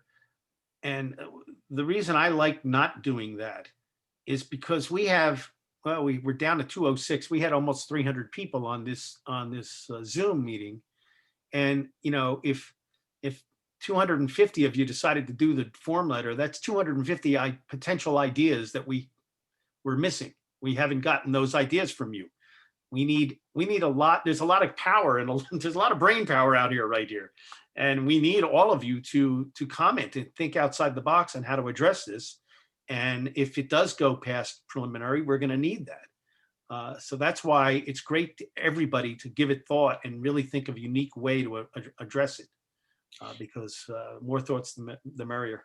I would second that and say that everybody has skills that can help. I was corresponding with someone who works for a construction company, and I sort of suggested maybe you should weigh in about the fact that they claim that Moonhaw Road is sufficient for bringing, all this roller compacted concrete in to build a 300-foot high, half-mile long dam.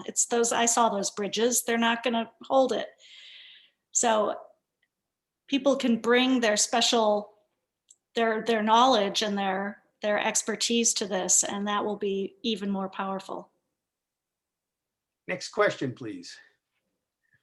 from Steve's iPad. I love that. What do we as residents have to gain if this proposal were to pass? The only immediate gain, and I think this is fair to put out there, the immediate gain would be can be construction jobs if it were to pass. There would be, but you would, the other side of that, always in these projects, is the environmental havoc and the disruption of the community and many other things about the community. So the one is the potential for construction jobs. I would also point out that this is a private company, so it's a little different than the city building the Ashokan Reservoir. The city sort of is obliged to build trails and allow recreation, and they built the Ashokan Rail Trail and things like that. So the city kind of has to try to make nice with the residents around the reservoirs. That would not be the case with this private company. Okay, next one. From Jen. Hey, Jen, is it the number of comments or the content of the comments that helps stop the preliminary proposal? I think it's both. I think that, frankly, the quality of the comments is more important at this stage of the game, because FERC is, yes, it's great that we have 300 people on this meeting. And if everybody submits a letter, that's 300 letters. Is that enough and if it's 300 form letters, FERC is just going to go, okay, 300 people are against this, but how many people were displaced to build any number of other projects? It's not, numbers are good, but they're probably not sufficient.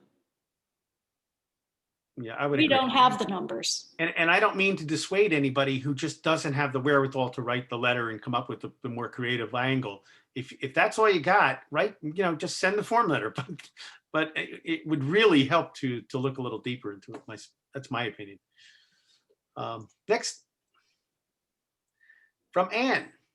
What is an intervener exactly?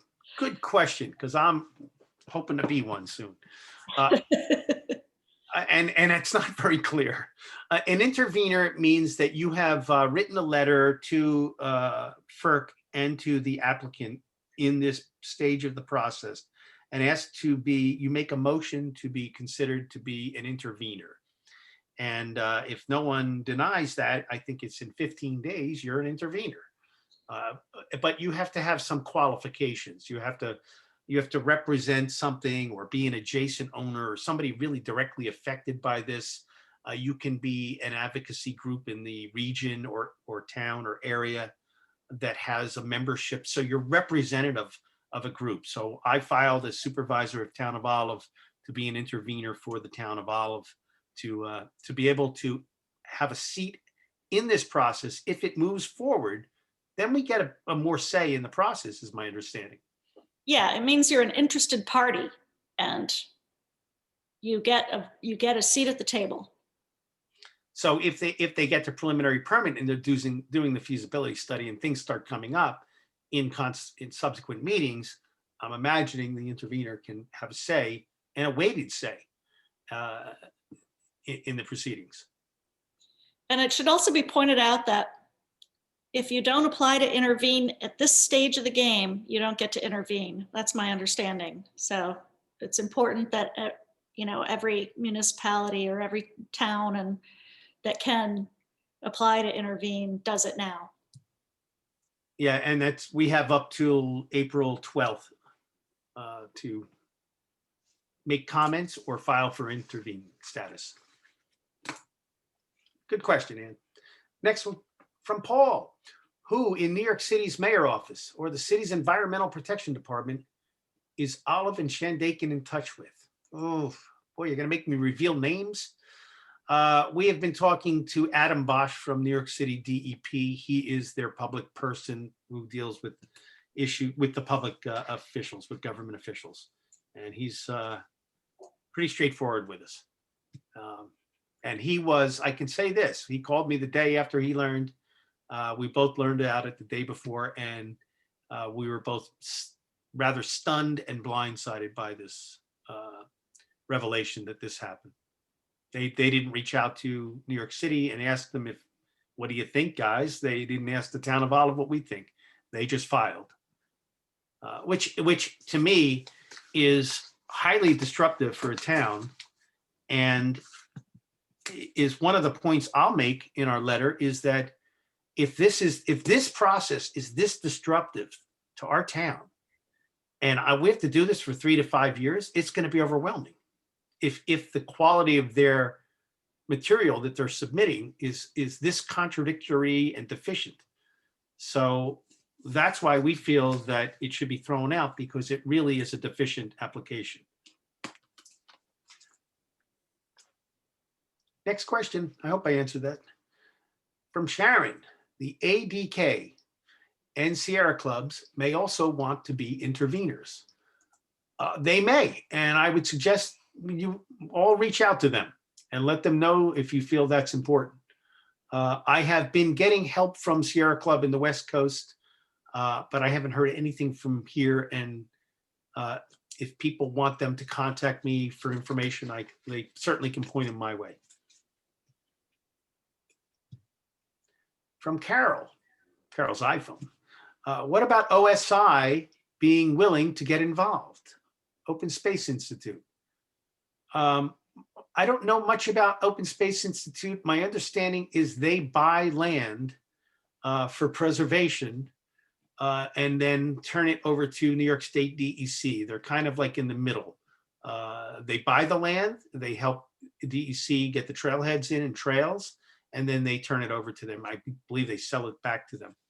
I don't know how much of an advocacy group they are in this kind of a process. Ginger, would you have anything to say about that? Yeah, I don't know much about them either. Okay. Next.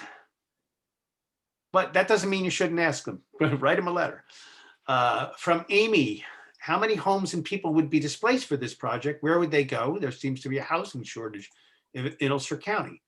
There is indeed a housing shortage in Ulster County. If you read the county report that came out about a week or two ago, you will see that the county and in the town of Olive, we have a very, very serious problem for affordable housing. Where would these people be displaced? I have no idea. This was a pretty touchy subject 120 years ago around here. How many homes and people? Well, we don't know. That's one of those questions that, like, well, if you let us do the feasibility study, we can tell you that. You know, there's a lot of times you can ask a question like that, and the answer is, yeah, that's why we're applying for a feasibility study. So I don't know that answer. And they don't really know, because we don't have a definition of where this is really going to end up if it does go forward. And it should be pointed out that when eminent domain condemns your property, they are required to pay you fair market value for your property. What that fair market value is of course a matter of intense negotiation, but it's not as if, you know, people are just going to be turned out onto the street with no compensation. But that's a long way out. From Mary. Hey, Mary.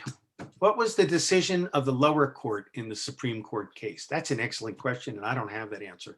Ginger, did you come across that in your research? I believe the lower court decided for the pipeline. But you'd have to pull up the case. Just Google Penn East Pipeline Company versus New Jersey, and you'll get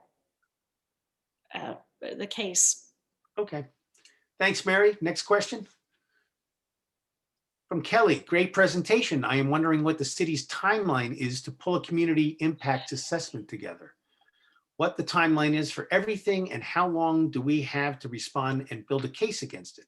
I'm also wondering if the town or state can propose other projects that work toward the renewable energy goal. That's a lot.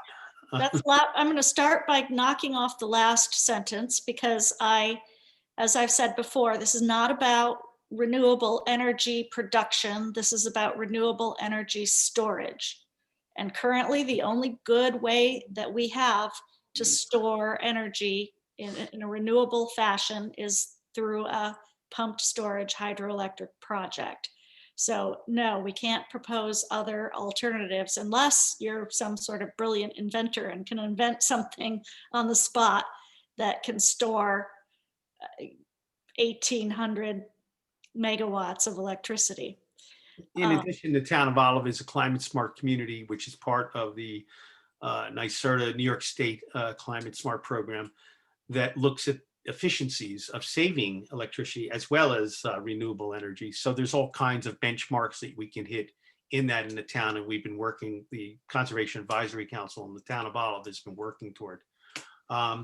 City's timeline, community impacts. The city is not going to do a community impacts assessment. The city's going to look out for the interest of New York City and its drinking water.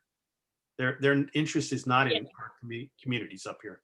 The city's going to do the minimum they can do. I think they're probably going to just sit back and hope that this goes away. They're not, they're not as involved as we are. This is small beans for them. And I'm sorry, go ahead. The timeline for say they get the preliminary proposal, the timeline for that, then they do their feasibility studies for 2 to 5 years. And that's the period in which the community can build the case against it. Okay, thank you, Kelly. From Justin, what local entities or business profit from the feasibility study? What does the study look like? Perk tests and drilling. Thanks all. Boy, we had something like this. Yeah. I thought we had this question before, but it's funny, in the preliminary permit, they tell you they can't go on property and disturb land, but they say they're going to do perk tests. It's another one of those contradictions in the application. And core samples, right? Which is also. So I can't tell you about the perk test and the drilling. Who profits? People that do that kind of work, and engineers. But generally, what I've seen in these projects is they come from elsewhere. We don't have a large enough community to do much of the work on this. They would have to be coming from elsewhere. And the feasibility study is, if they get the preliminary permit, it is their kind of their look at the community, their look at the impact of what they want to do, their a more formidable plan about what they want to do. All of those things. They look at which way they would run the transmission lines, which reservoir. They look at all those, which is the best choice here for many reasons, whether it's cost or community or whatever. And then they come up with a report and they bring it to FERC and they say, all right, we're ready for a license. What do you think it is? And FERC studies it for God knows how long. And we all weigh in on it and see what happens.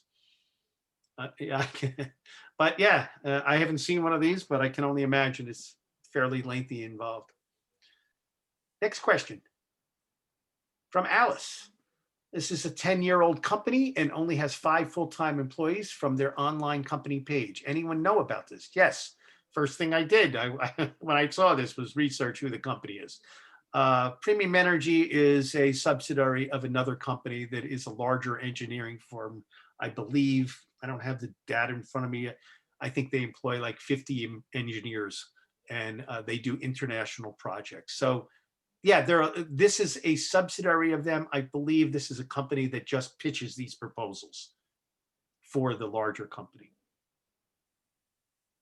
And it should be noted that they have won 4 permits, at least 4 permits from FERC in the last year. Right. Okay, next. Thank you, Alice. Jeannie, how are you? I see you. You're like right where I look on my picture. Is she there anymore? I don't see her. There she is. Hey, Jeannie. You're right in my view every time I look at the screen. It's good view. Is there a limit of letters that can be submitted under one's name? Well, I don't know about that. I would imagine you should have 1 per name. Yeah. But I don't know that for a fact. You know anything about that, Ginger? Yeah, I suspect it would not be effective to just flood FERC with a bunch of letters under, from the same person. They're just going to group them all and say that's That's Jeannie. Jeannie again? All right, yeah. Well, there's no limit to how long your letter can be and how many points you can make in it. So Yeah, yeah. Okay, thanks, Jeannie. Next, from James. Has anyone on our side examined alternative locations that would be better sites for this project? I can tell you, no, we don't do their work for them. They do their work for them. That's my opinion. And from Meredith, is it useful to consider alternative locations for a site in our comment objection? I don't think we have the qualifications to determine that. Unless you're an engineer and know a lot about the site, I don't know. I don't think that's a useful strategy. I don't know. Ginger, maybe you could weigh in. yeah, I think that unless you really have inside knowledge on some area that would be a better place, it's more useful to speak in the general terms that these kinds of projects, while valuable, should happen in places where the land is not enjoying the high level of protection that the land in the Catskill Forest Preserve enjoys.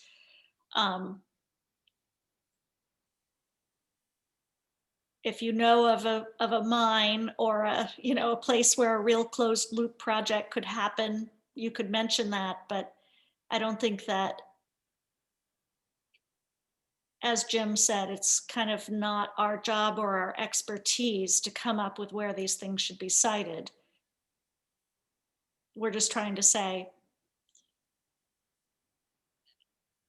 go along with your own directives and cite them not on protected land. And I have to say that, it's when I look at the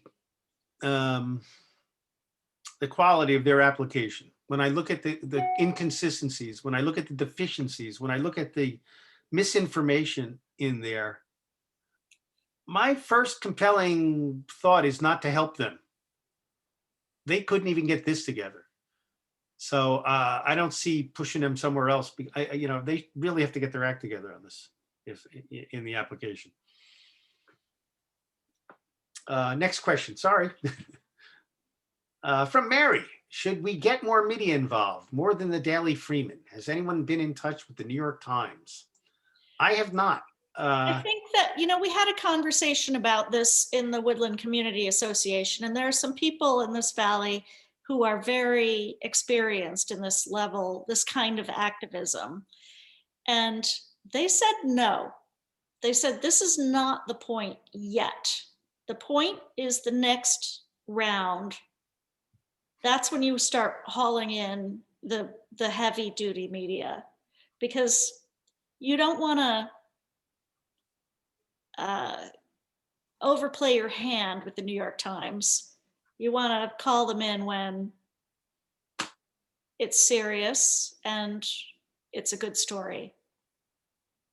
I would agree as well, because just strategically,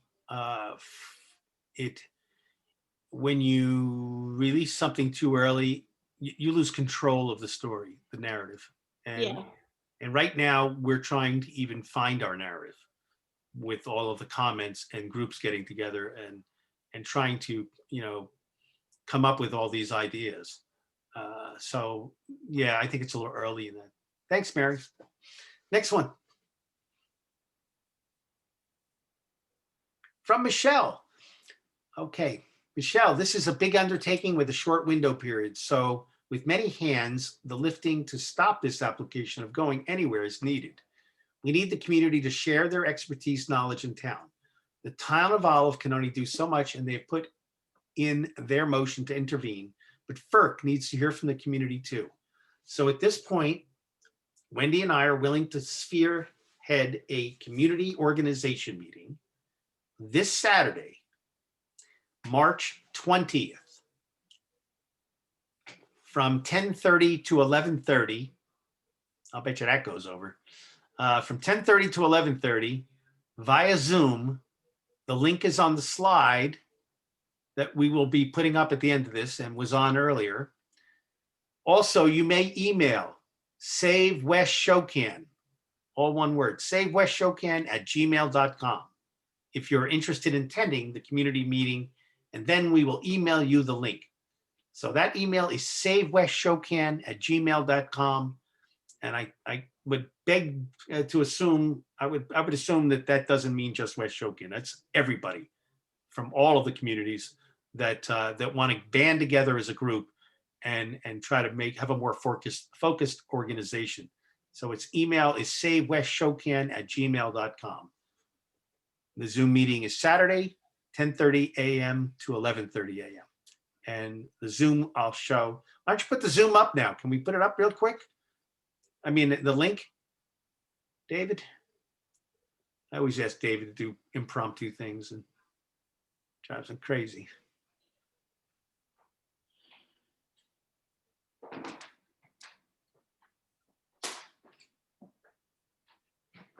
There it is. I don't know if you guys, it is a little bit of a slideshow. We probably should just put it up as one if we can.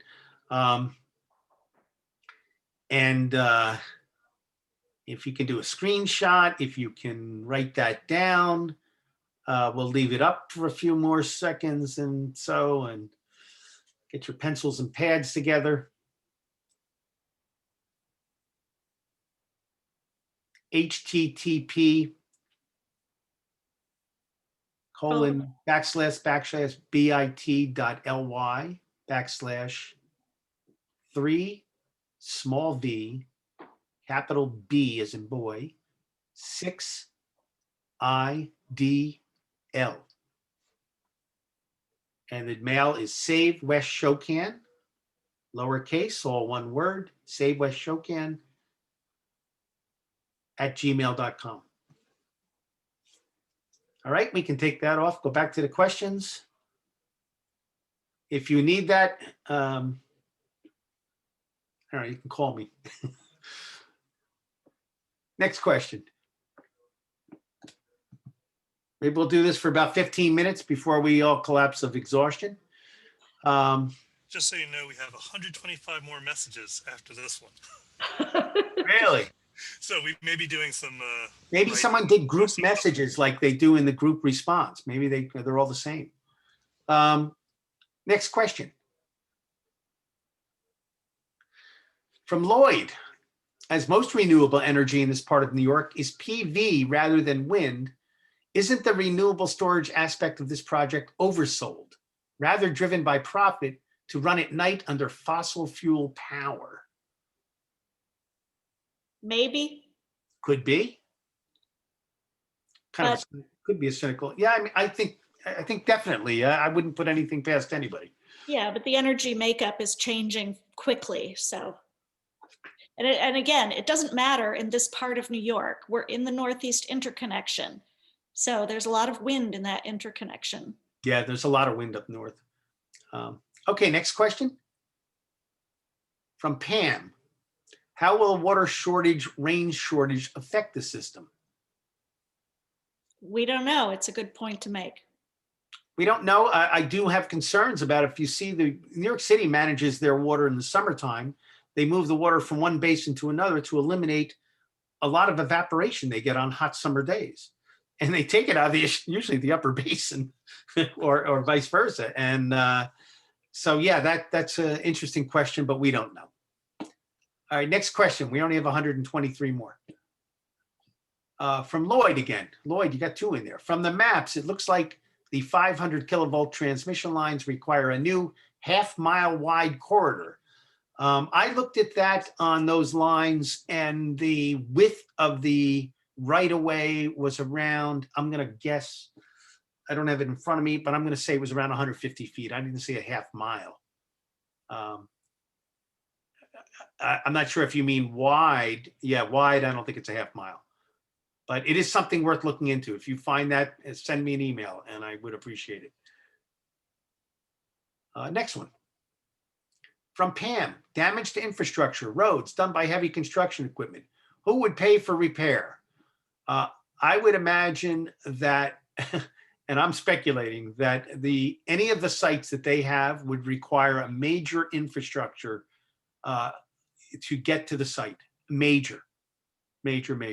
So they would probably pay for it, but we would have to live with it and face the consequences of it afterward.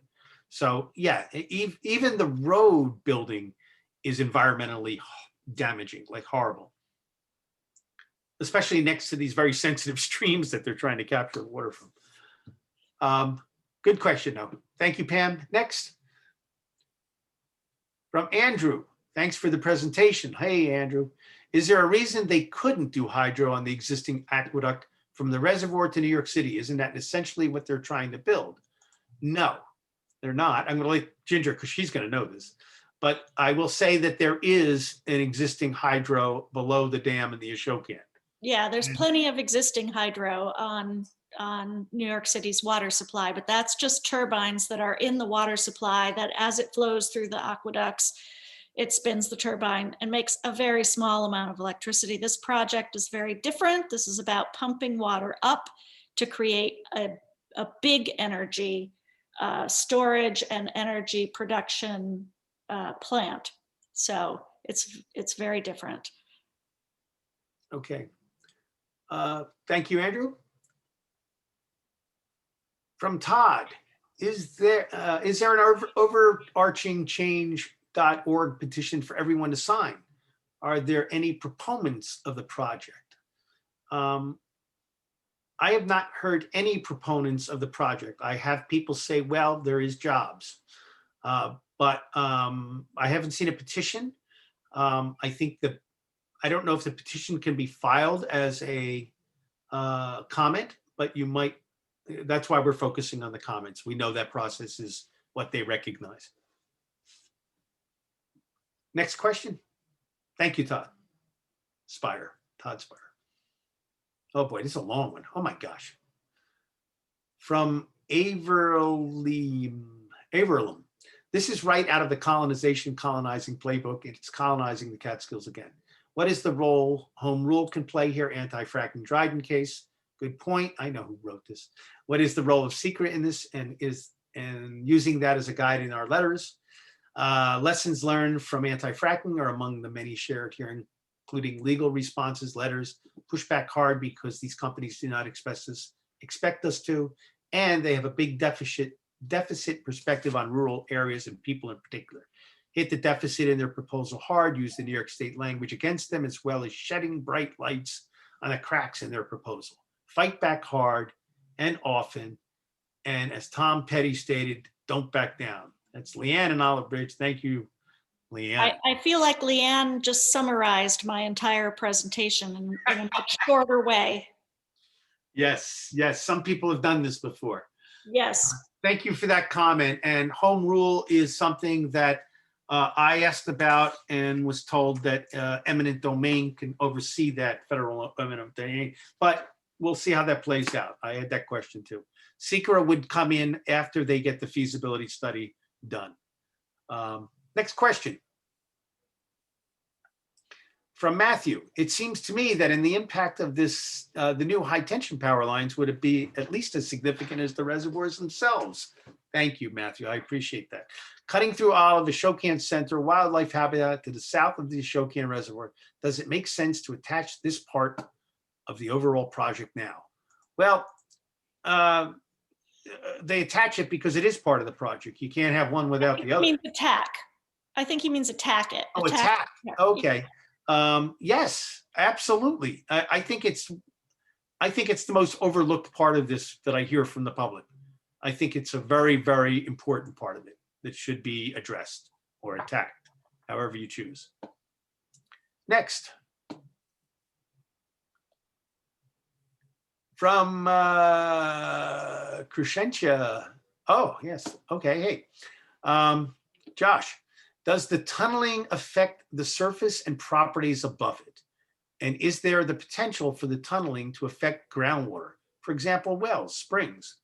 I know that there are wells that are 200, 300 feet deep, and that is the proposed depth of some of these tunnels. So potentially, yes. I would imagine there's a potential for groundwater effect too. Ginger, would you weigh in on it? My well is 508 feet deep, so I would be really unhappy if a tunnel was going under my property, but presumably this is something that they factor in when they plan their tunnel route. They would have to do an inventory of the route and see who's Yeah. there and how deep their wells are. And that would take a year to do. Yep. This is a long and And does the complicated tunneling affect the process. surface and properties above it? You know, I don't know if that machine going causes some low harmonic frequencies and the effects of that. You know, whether it would have on wildlife, whether it would have on people, whether it would shake the ground and cause your well to collapse. Those are good questions. But again, yes, I think they're viable questions. Also, I wanted to go back to the guy, the person who had the transmission line thing. The other thing, I looked at the transmission line. You really want to get deep in the weeds about it. Look at the EMF fields, the noise factor of these lines. They make noise when they get damp, and the other effects, just aside from the aesthetics and the clearing of the land. Oh, I didn't mean we have to physically go back to it, but Again, I would point out that FERC just looks at things like that and is like, oh, what? They need to be told, you can't build this high transmission line through highly protected land in the Catskill Forest Preserve that is status 1, according to the USGS gap analysis. yeah. Okay, next question. From Hawes End, I like that. Curious how vast the impact of this project could be in terms of taking out homes, land via eminent domain and changing the affected towns. We live at the end of Moon Haw, so if this site was selected, obviously our house would be destroyed. But how much of West Shokan would be affected beyond Moon Haw? For example, for the reservoir tunnels and power line construction, it's hard to understand the scale. From Willa, on beautiful Moon Haw Road. I agree with you, Willa. It's a beautiful road. It is a beautiful road. Jim just took me up there Thank you. yesterday. I would say that, you know, for an example of how many homes and people would be affected, take a look at the New York City water supply. You know, the scale is huge. The scale of this project, if it went through, is pretty huge. I don't know. Yeah, Woodland Valley, it would be at least 100 homes. I don't know about, you know better about Moon Haw, Jim. I don't think it would be 100, but again, we don't really know exactly where. You know, we're getting conflicting information, so I don't want to speculate on the number of homes. But as far as the rest of West Shokan, you know, the proposal has the, you know, the transmission lines running through West Shokan and into Olive Bridge. And they also have what they're calling a switch yard, which is yet to be determined. So imagine that this thing is underground. The turbines are in a cavern that's 500 feet long, 125 feet wide, 150 feet tall, and they're spinning when the water's going down, and then they're pumping up when the water's going back. And it's evacuating the water into the bottom of the Shokan. But somewhere where those jet turbines are, there needs to be transmission lines that come from underground to above ground. Now, I know a lot of you folks are from West Shokan, maybe some of you aren't. We live like at a very low elevation in West Shokan because it goes right into the reservoir there at the upper basin. There's floodplains, there's all kinds of water issues constantly. So I don't know how you bring this amount of transmission line from underground to overground without flooding the tunnel where your turbines are. I don't know. It's a whole other issue that I don't think they've taken into consideration, is the water table and things like that in this area. Good question. Write your letters, please. Thank you, Willa. Next, from Walter. Hey, Walter, how can we find out more about the general impact without having to go through all the documents? The PowerPoint that Ginger did will be on the town website, and that's probably the easiest thing to go through. I don't know, Ginger, if you have a mini version. You know, it's PowerPoint, so it's the mini version already. Okay. But all you got to know is in one of these 3 sites, they want to build a dam. I wrote a little description of it on the town website without getting into the documents. So it's a couple paragraphs long. It's on the first page of the website. If you scroll down, you'll see it, and it describes it kind of in a smaller narrative form. Thanks, Walter. See you around. Next one. I'm not even going to try to spell that. There seem to be multiple unconnected email threads circulating, which are disseminating information. What's the best way to consolidate communication amongst all the groups? That is the group that's trying to put it all together at my suggestion and theirs, that you all get on the same page, get on the same email list. Wes, what was that? I'm sorry, again, what was that? SaveWestShowCan.com. SaveWestShowCan. I'm sorry, SaveWestShowCan@gmail.com. Email them, go to their meeting, get the link for their meeting, and talk with them and organize yourselves. The towns don't have the wherewithal to do it. We don't have the people. We don't have the time. We're trying to conduct time business. As much as I'd love to jump on this full time and fight it, I just, we have a town to run as well. So we're doing the best we can, and we're doing what the town has to respond to.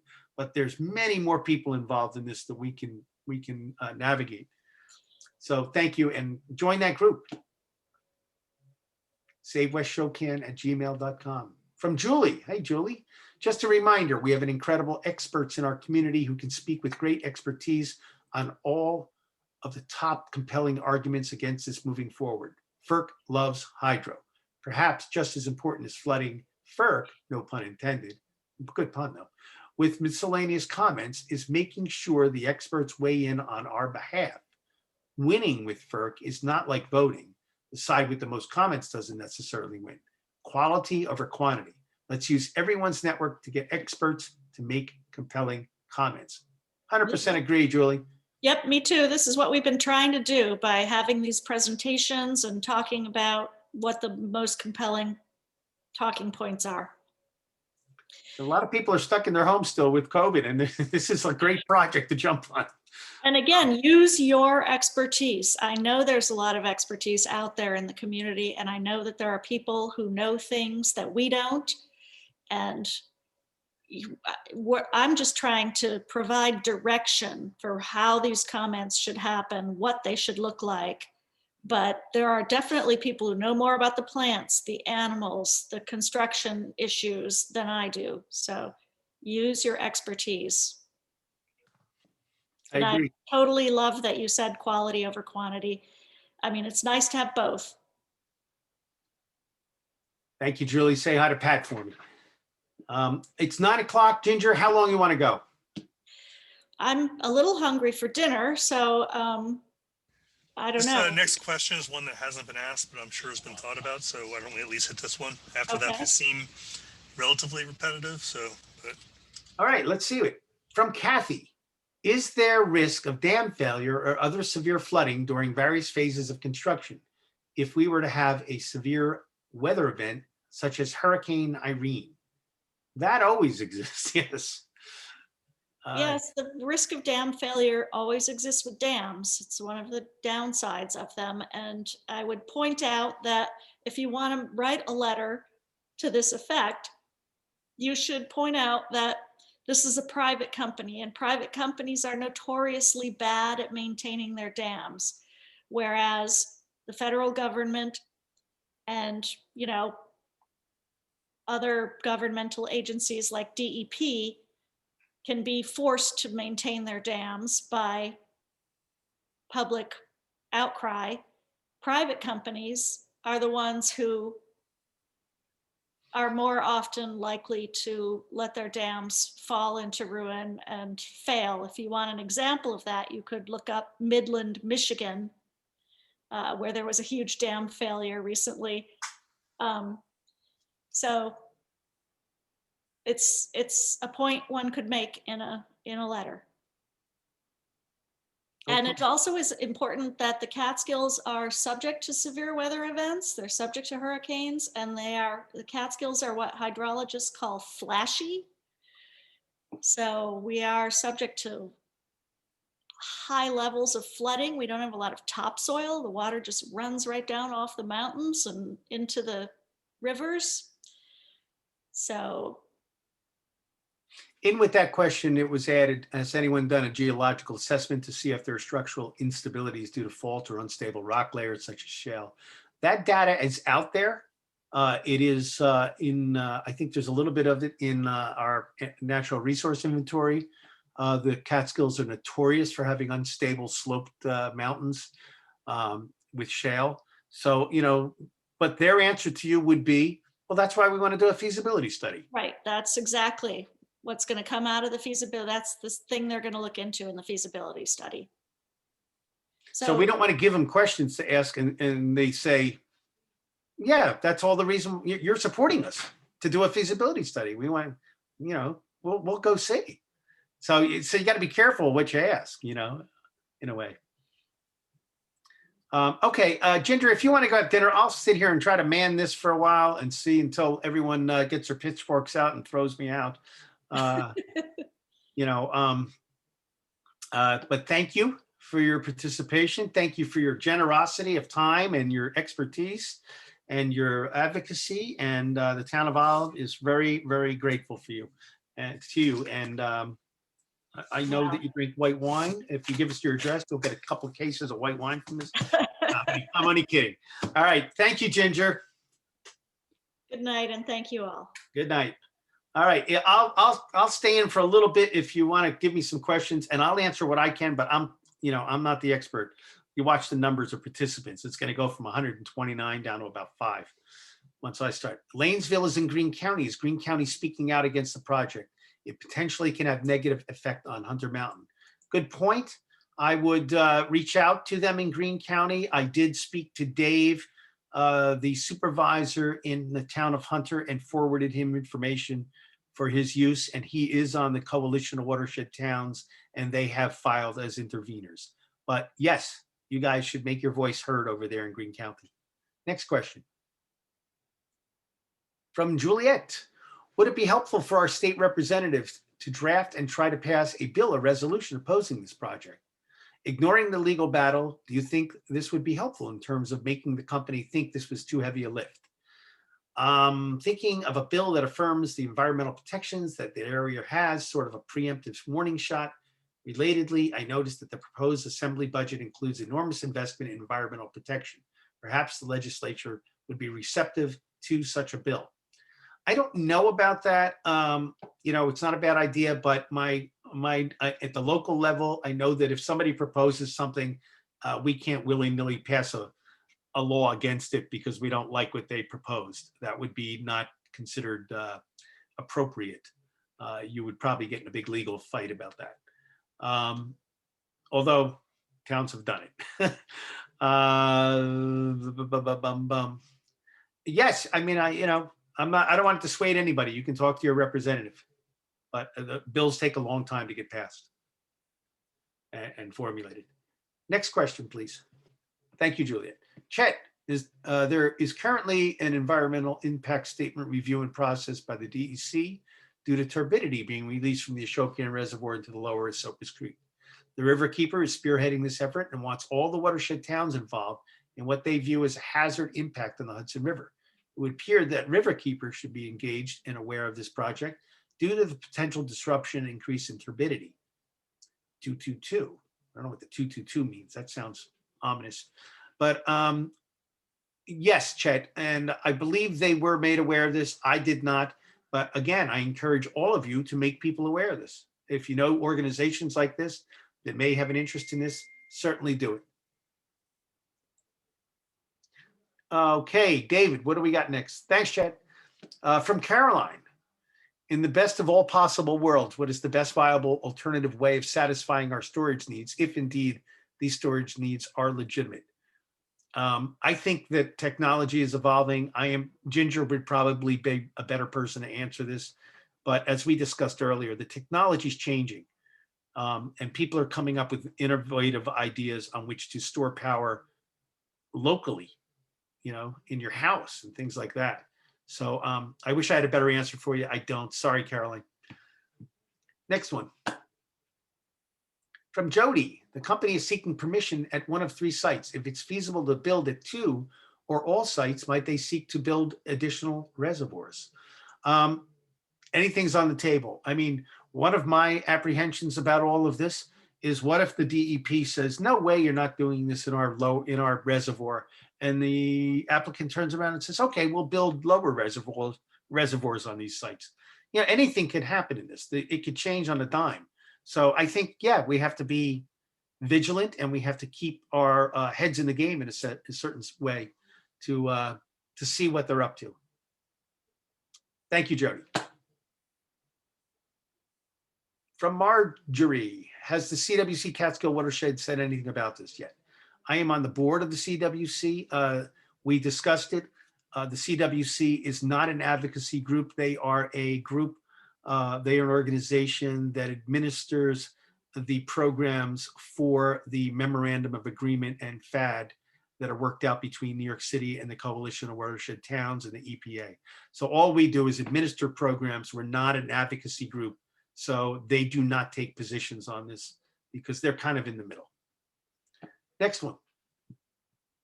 From Justin, what about private burial grounds? Thank you. Not a bad thing to bring up, although it should be noted that there were graves moved from the Ashokan, some of them, to other areas, to other hamlets. One of them is in West Shokan. There's a cemetery, and there are unmarked graves there from people displaced from the building of the Shokan. So it's not unprecedented to move graves or burial grounds, I should call them, I guess. Sorry, I wish I had a better answer for that one. Justin, thank you.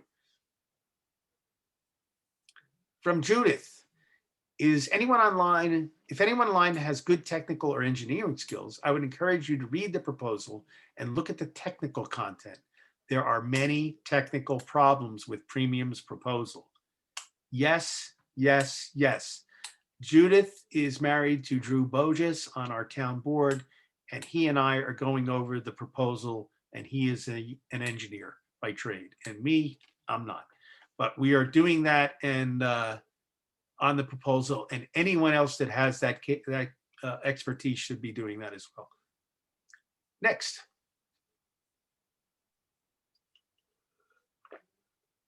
From Larry. Well, wait a minute, I lost him there.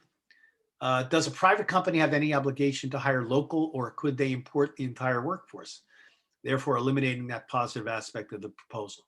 They're a private company. They can do what they want. Unless, of course, there's, a deal made, or well, you have to hire them, This kind of labor is usually fairly skilled labor working in these environments, going underground. So I would imagine workforces would be people that are experienced with this, so they would have to come from elsewhere. Thanks, Larry. From Victoria. Oh, there we go. Riverkeeper. Where's Chet? He was asking about this. Riverkeeper also plans to intervene. Thank you. In addition to an earlier question on intervention, interveners have the right to appeal FERC's decision in court. FERC has more information here.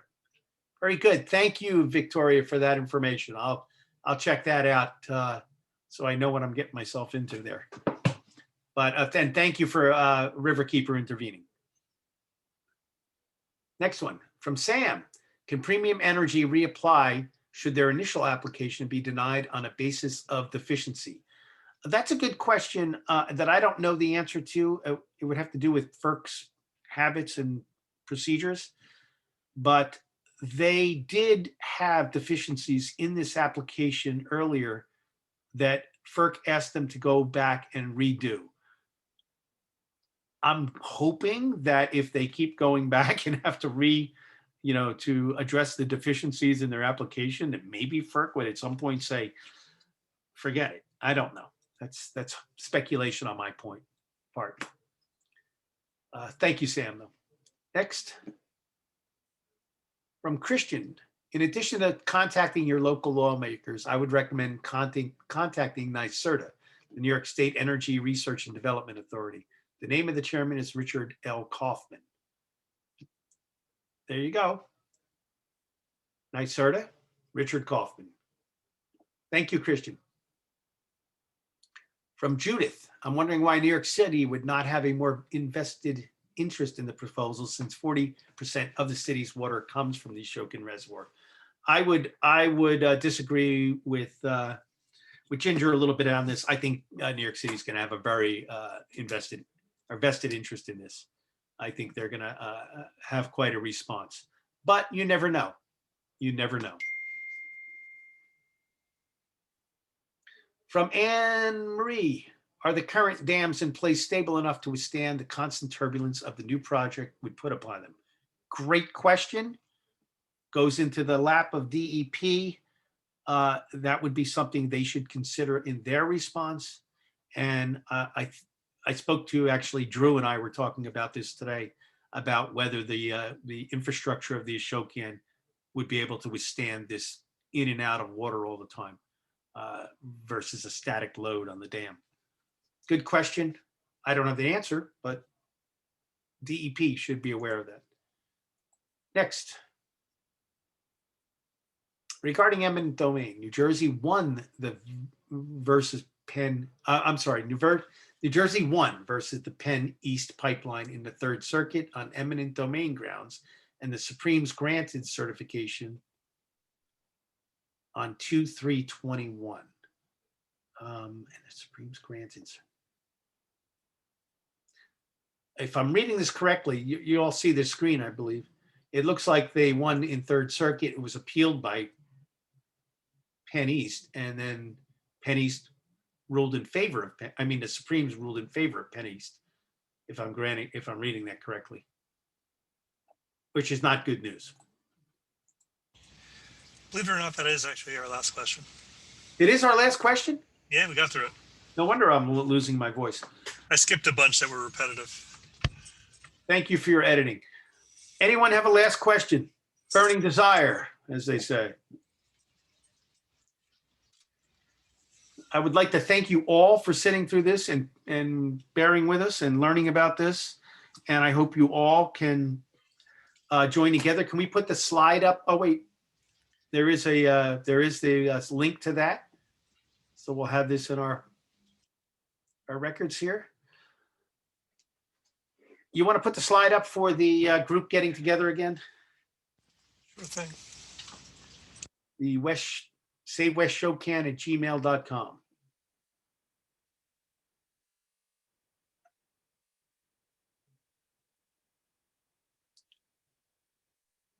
That's the meeting on Saturday that neighborhoods in all of the proposed sites should get together, and as well as anyone else interested that wants to advocate privately or with an advocacy group.